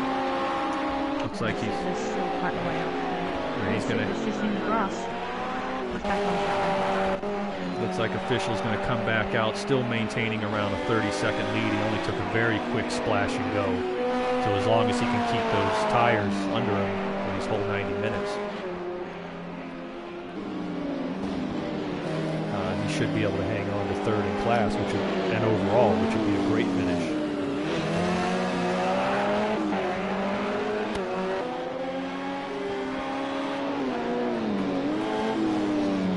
Well, 2 weeks from today is the next round of this championship, the Spa 2 Hours, which ought to be a very popular event. Spa, one of the most popular circuits in the world. I expect a big entry list for that one. And let's go back on track side with Liam, who see his arrow. That's where he is at. He's going into that southern turn, and there's Tier, one turn behind him. Those are only less than 6 seconds back, or exactly 6 seconds back now with 12 laps to go. Tierney continuing to lap at 3/4 to a second quicker than Liam at this point, who is on older tires than Tier. Liam, meanwhile, has got a car coming up inside of him. I believe that's Twin.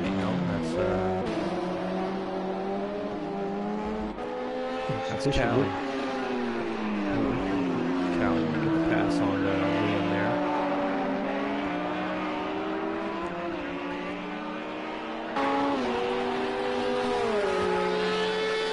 The gap is down to 6 seconds with 11 minutes to go. Let's see what Tier's latest lap. 2:01.9 for Liam.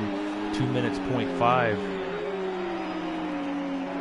2 minutes 0.6 for Tierney. So he gained another second. Oop, Liam goes around. Liam is around in turn 1.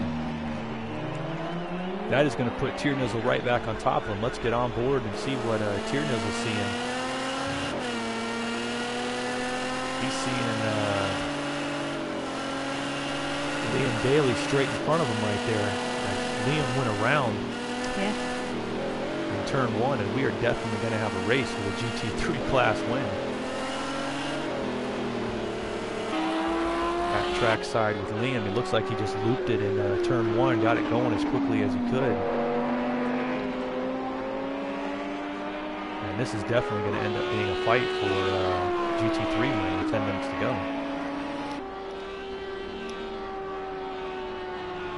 Yeah, and I definitely wouldn't want Tier behind me.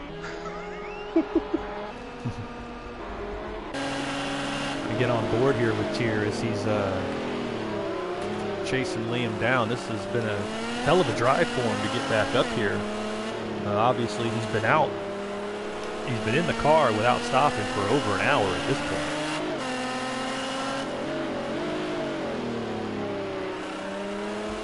He's run with a very heavy fuel load the whole race, and there you can see right in front of him, there's Liam Daly. This is definitely going to be a fight.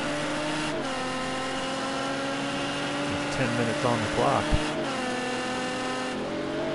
This is the best race on the track with Callie well out in front in the LMP2 class.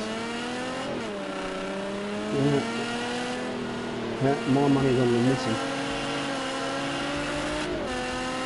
That's Tier's driving. Liam Daly, I believe, this would be his first points win if he can hang on for this. So this is a big day for him. He definitely wants to join the Winner's Circle Club. And Tierney, of course, champion in Formula 1 and Camel GT last season. He's been on victory, top of the podium many times already.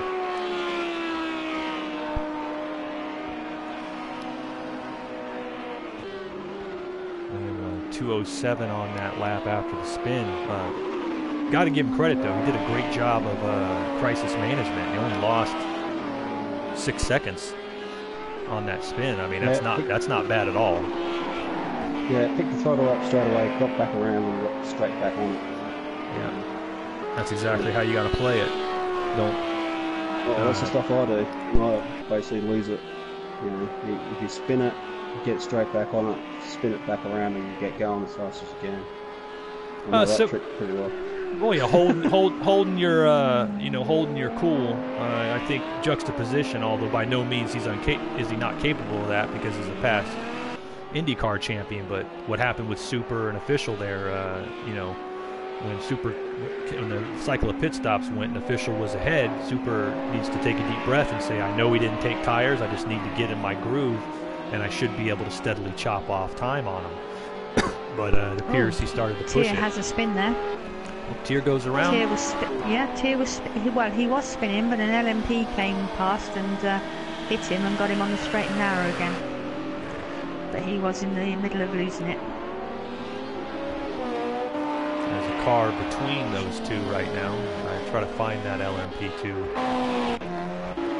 That was Twindy, who's between the two of them right now. Twindy actually saved Tier there. Twindy's coming up on Liam, who now has about 2 seconds, and that time gained on Twindy, but they're picking up speed as the fuel burns off. There goes Twindy to the inside. Liam gives him the room. 7 minutes to go. 3 or 4 laps maybe remaining, or 5 laps, maybe 5 laps.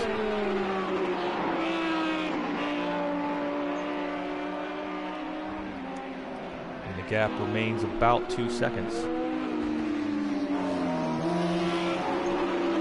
Get back on board with Tierney and see what it is that he's looking at in front of him to see exactly what he's chasing as he comes off the sharp turn there.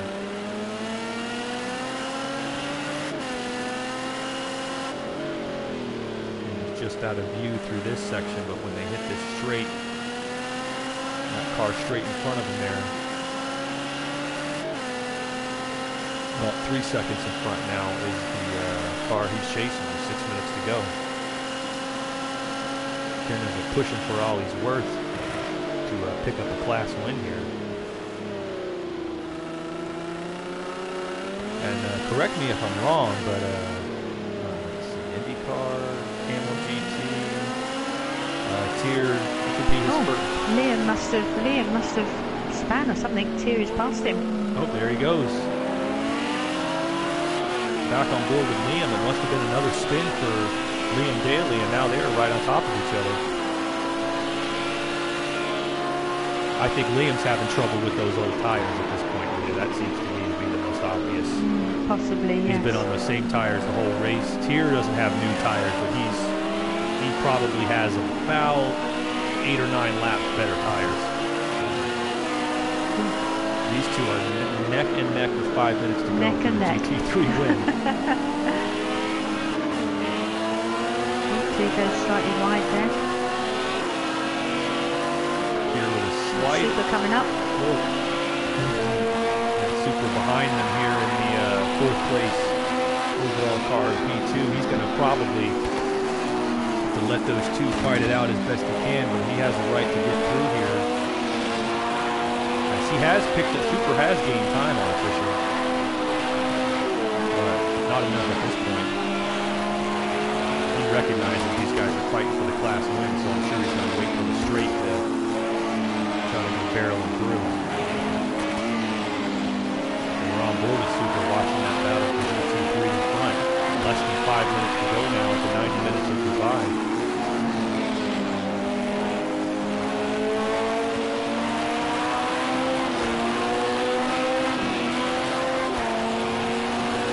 That up as good as he could have. He's going to try to get by these guys here.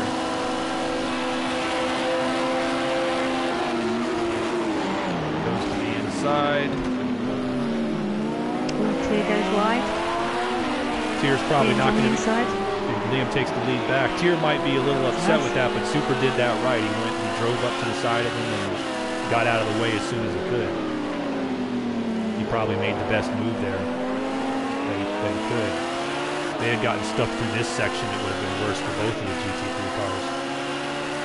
But here we go, 4 minutes to go, and Tierney's got to try to retake that lead.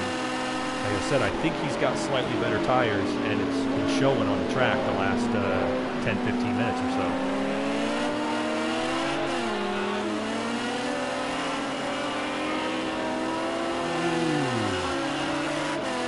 Tierney's giving that car everything it's got.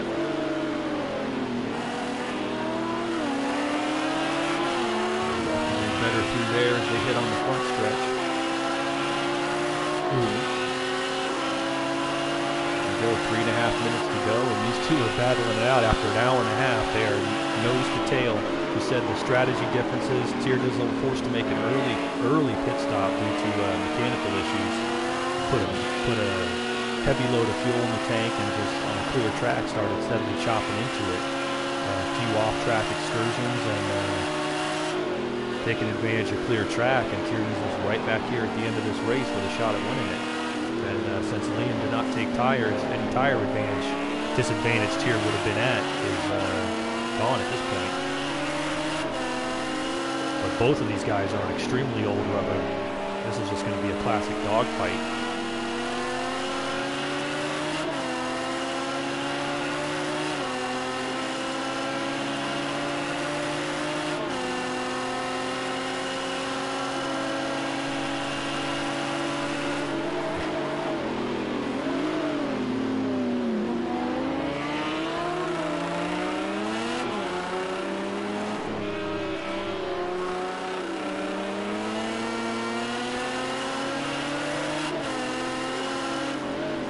Tough to tell here, but looking to me like Tier might have cooked his tires a little bit. Yeah, he's a bit squirrely out of the corners. Looks like he heated them up, and he does not have time at this point to cool them off and make another run. He's got to go for it now, and he's now dropped, looks like a couple seconds back.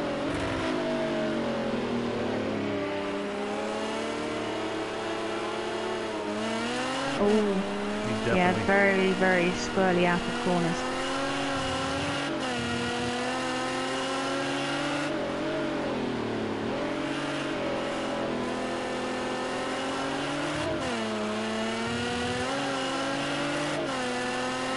It's about 2 seconds now.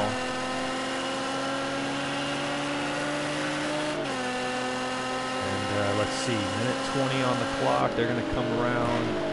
This is going to be the penultimate lap for them, I believe. I believe we'll have one more after this one.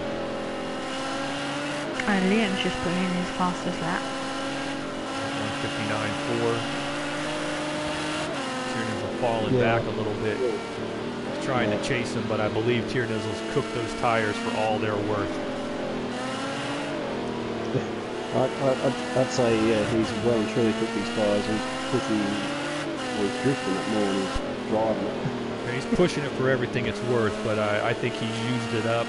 It's been a hell of a drive to come all the way from that early pit stop in the back to make his way back up.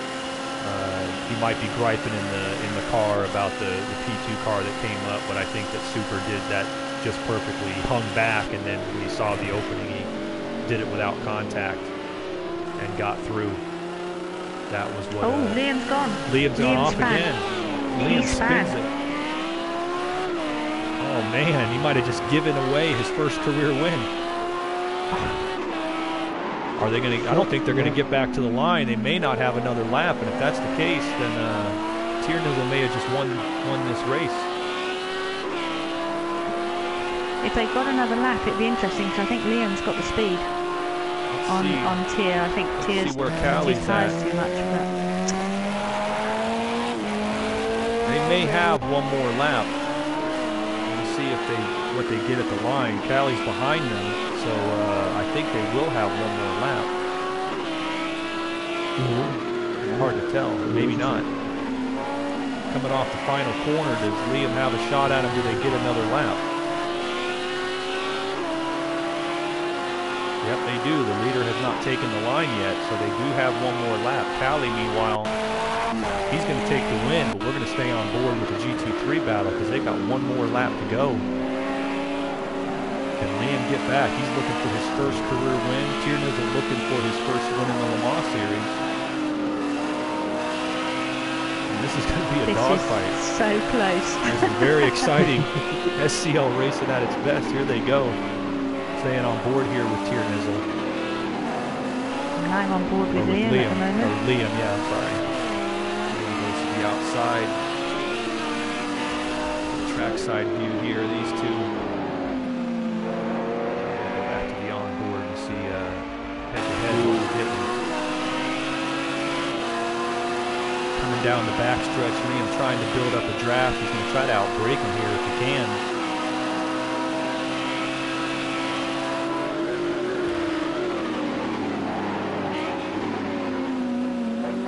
Into the inside. Ooh, yeah. Ooh. Doesn't have the angle on the turn there. Makes the move Done the there. crossover though. Yeah. But he's got a right-hander coming, and can't quite line it up. Oh, I think they just touched slightly then. Just touched slightly. Tiernizzle doing a good job of holding it and blocking his line.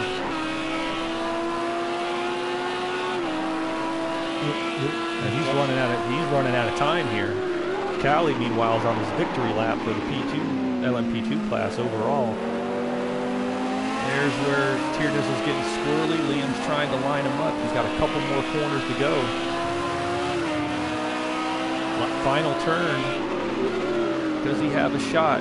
Can he get off the corner quicker?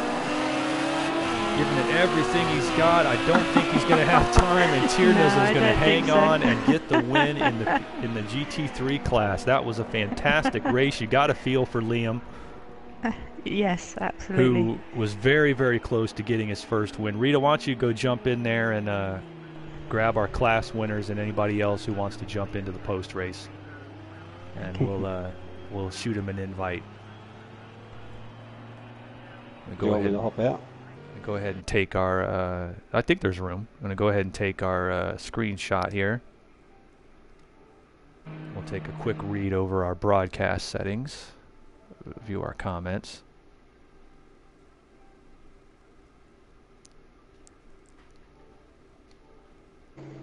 But a fantastic finish. There are your final results. Callie Vitals wins for the second straight round here in the International Le Mans Series in the LMP2 class, and winds up with the victory. Twindy, his teammate, comes in second. Official, a solid run to third place in the LMP2, and Super 8 finishing fourth, and fifth overall, and winning the GT3 class was Tiernizzle. Liam Daly coming in second in class, sixth overall. Anger Management was third in class, seventh overall, and the Zebra shows up on the board despite the retirement. So he's going to score fourth in class. I suggested some players there. I'll leave so that they can get in. No, that's no problem. Hang on, we'll clear it out. Hang on just a second.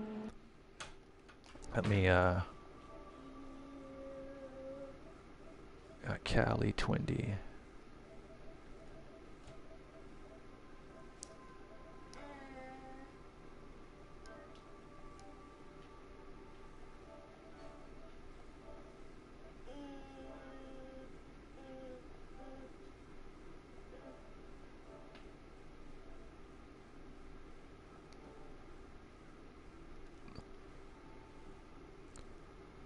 All right, we'll get our post race going here, folks.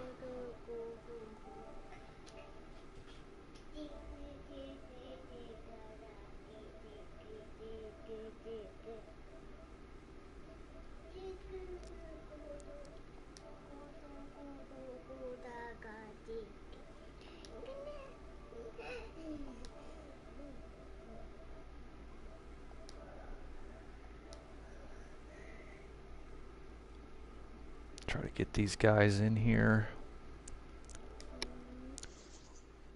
But yeah, we'll go ahead and start with Callie Vitals. He was able to take the overall win and the class win, second straight week here in the Le Mans Series after the win at Fuji. Terrific race, Callie. Ran out in front the whole way. Biggest question mark was going to be, was Twindy going to try not to take tires, and he would have probably come with you. But it looks like you were the class of the field today. How were things looking for you out there on the track? It's pretty easy. The guys helped me a lot, got out the way, and first half of the race I was pretty quick, and then after the pit stops I couldn't gain any more time on 20, so I guess he figured out the car, and we were fast. Oh yeah, absolutely. I thought that we gave Twindy a major shout out for without much time in the car being ultra competitive. I do believe that if I don't know how Twindy was doing on his tires, but if if Twindy had not taken tires on that last pit stop, he would have come out right there with you. And who knows what would have happened. I was actually thinking that he wouldn't take tires for a second. Yeah, if he didn't take tires, he would have probably came right out there with you. Twindy, you got anything to add about that? What was going through your mind there at the end? I think that I didn't know how the tires were going to act when they were that low on a full tank, so I said, screw it, maybe he'll have a problem, and I'll have the fresh stuff at the end. And what was happening was he was quick at the start of the runs, and that's what got him the big lead, and then I would start reeling him in. I just didn't have the time, and I think I was having a tougher time through traffic. So, but yeah, no, it was a good race, and I mean, I think if the situation was any different, and I had a little bit more experience with the car, I think it would have been a lot closer at the end. I was just happy I finished on the lead lap. No, you definitely had a great race. Official gets a shout out for having a good performance in third. He was good through traffic. He had a similar thing. He did not take tires, and it definitely affected how Super 8 treated him after the pit stop. Super should have came out, might have been able to take advantage of it, but I think that Official was able to come out on the old tire and maintain his pace, at least enough to maintain the lead. Let's get one of the other guys here, real quick. Give me just 1 second.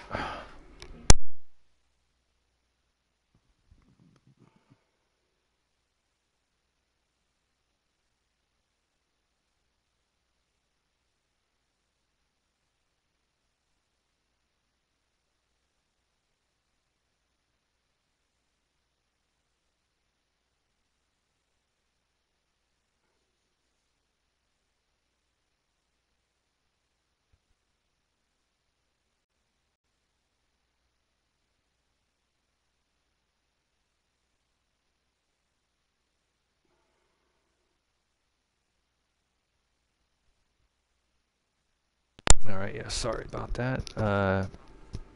Anyway, let me try to get the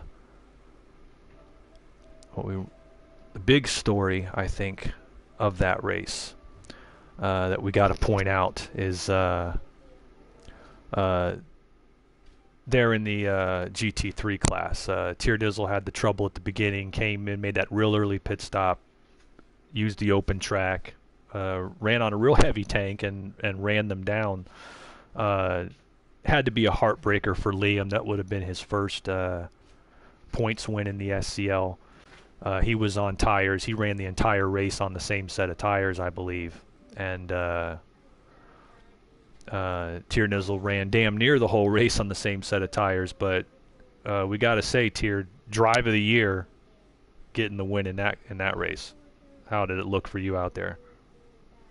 In the first little bit, not so good. I would have been happy with just snagging up second, and for a while there, it didn't look like I'd have enough. I kept making these silly little mistakes where I'd get on the throttle early, but luckily things worked out at the end there. And yeah, you saw what happened. Liam, even when I caught up to him, he's found extra speed and started pulling back away from me, and then all of a sudden, did the same mistake I was doing earlier, where he could get on the throttle a little early, it seemed, or a little too much, and that happened. So that was a fun race.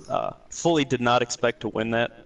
Early on, my car was just terrible. I tried throwing on softs, because it's a night race, try to see what it could do, and it just understeered like a pig. So switched to hards and then gradually worked my way up, but I fully did not expect to win that one. Oh, no, it was a great drive. Liam, as we said, a couple of things. If wish he was here, we'd ask him about it. I know he's probably in the garage kicking the tires because he had his first win in the bank. But what's the old saying? You got to lose some of these before you can win them sometimes. And a couple things happened with him. Number one, he had a couple of spins. That was obviously that gave back the time. Not a big tire disadvantage. You had maybe 8 or 9 laps better tires there at the end. But the big difference we saw in the pits is that we're wondering when he's going to make his stop. And he came in and made his stop with plenty of fuel left in his tank. He could have stayed out for quite a few more laps, yet he didn't take on tires. And so we had to beg to ask the question, if you knew you were not going to take tires on the pit stop, why not just run the tank out and run on the lightest fuel load possible as long as you can? I think that the spins notwithstanding, obviously, I think if he pits on an empty tank, you never catch him, because he would have been running faster laps there for about at least 8 or 9 more laps, would have needed less fuel to go in the tank when he pitted, and I think it was just a type of mental error making your pit stops that all of us are guilty of. If you're taking tires, take the tires when you need them, but if you're not taking tires, there's no reason to come in with 20-30 liters left in the tank. You might as well run the thing out. And I think that was as all the other things withstanding, his spins would have equalized with your trouble. I think that was the key, was that if he had run that tank out, I believe there was another 7 to 10 seconds he would have had to work with. But that being said, I think it's obvious he's going to be in victory lane at some point, likely in this series. And we just got to say drive of the year to Tiernizzle coming back through the field to win that thing. I have a bad habit of doing that. But Tier, you scared the hell out of me. I watched your feed yesterday on the IndyCars, and dude, you late brake and change down gears like hell, and I got my, tip my hat to you, the way you drove that car and the way you drove the Nissan just then. You drive the wheels off the things, and I'm just wondering if the other guy maybe liked his car heavier with a heavier fuel load, and it was a bit of a twitchy thing when it got lighter for whatever reason. He might just like his car with a heavier fuel load. So I can say the Nissan. Yes, very much so. That Nissan is super twitchy under that light fuel load, so that's part of why I went back into the pits. Part of it was the soft tires, part of it was get a little bit more fuel, make sure I can keep my car underneath me, and then let the tire wear kind of, keep me where I like it. There was a couple times where the spins kind of warmed up the rear tires and actually made the car turn in a lot better, and I felt like I was quicker after a couple of those. Yeah, and I'm thinking if the R8 is the same, that's why maybe he didn't take on the tyres but put more fuel in it, just to make it heavier so it was nicer to drive. So it could have been the same thing. Whatever you did, it worked, because you came out with that early pit stop and did not. You were losing time for a while when you first came out with the full tank, but then once you heated up the tires, once they equalized, you started running competitive laps immediately, and eventually, as their tires wore, he got into where he was getting an advantage, and it worked perfectly. I think any drivers in this series, or either one of the sports car series, are going to have to pay attention to that strategy. And say if that worked out like that, they'll have to pay attention to it, because I think Tiernizzle, like he said, he was in crisis management mode. He was saying, let me get the car underneath, obviously this thing's not working for me. Let me just go ahead and make the changes, and maybe I can get on the podium. And I just want to know the exchange rate on getting Tiernizzle paying for teach me how to drive. To do the Australian dollar. All that I know is at the end of the race, when I caught Tier, I was hoping that I wasn't gonna, give one person more time than the other, because I caught them right at the end there. Well, you helped him out, didn't you? I think he would have lost it if I wasn't there, because I thought I was gonna be nosing it into the wall. Rita pointed that out. It was quite funny actually. She said, "Oh, 20 just helped out Tier because Tier's back around," and I went, "Well, Tier's pretty lucky if he's spun and he's got you to help him out and straighten him out." I've been hitting that corner so many times. I expected to be nosing to the wall. I don't know how I hung on to it, and I was just like, well, I don't think I made Tier lose any time, so let me make sure I don't let Liam lose any time trying to get around him either. I was trying to be fair about it, because I was 30 seconds behind Callie. There wasn't much for me to race for. I was a minute and a half in front of the guy behind me. So I was like, let me just take it easy. They did both. Yeah, of you guys. well, You yeah. guys did a great job there. We also pointed out on track Super. We were on board with Super, watching the battle between Tier and Liam in front of him, and Super's hanging back, and then when you were just about to get to the highly technical section on the back end of the circuit, that's when he made his move. Now, obviously, he made that move. Tier couldn't make a full turn, and Liam took the lead back. But from on board, Super did everything. He hung back as long as he could, and then I think he realized that if I'm behind them going through this section, I'm going to become a factor. And so he went ahead and got underneath and made the turn. It did wind up affecting the race, but I thought that you and him, when you guys came up on those guys, did everything that could possibly be done in that situation. They knew that you had to get by him at some point, otherwise you're going to become, a factor. Even though you weren't worried about where you were at, that's racing. I mean, I'm not going to sit there forever behind two slower cars, regardless of what they're up to. But I thought they played it as clean as they could. Yeah, I just I watched him start going around, and I'm like, did I take the air off the front of him? Did he get in the throttle too soon, trying to, what happened there? And I'm just like, I hope I didn't do something wrong. And then he hit me. I'm like, oh, this is great. And we just kept it straight. And then he obviously ran him down. So it all worked out. Well, that's what Super. That's what I think Super was seeing. He was trailing and just waiting for the straightaway, I think, to make his move. But the problem was when he got up close, the car that was behind was getting front and back dirty air, and he saw that he was affecting, and that's why on that short straight before the technical section, he went ahead and went for it. He went inside a tier and took the turn. I think. To be honest, that was probably the right move there, because the fact is that at some point he was going to become a factor the longer he stayed there. So he just went ahead and said, I'm going to go with 3 minutes left. And it worked out for him.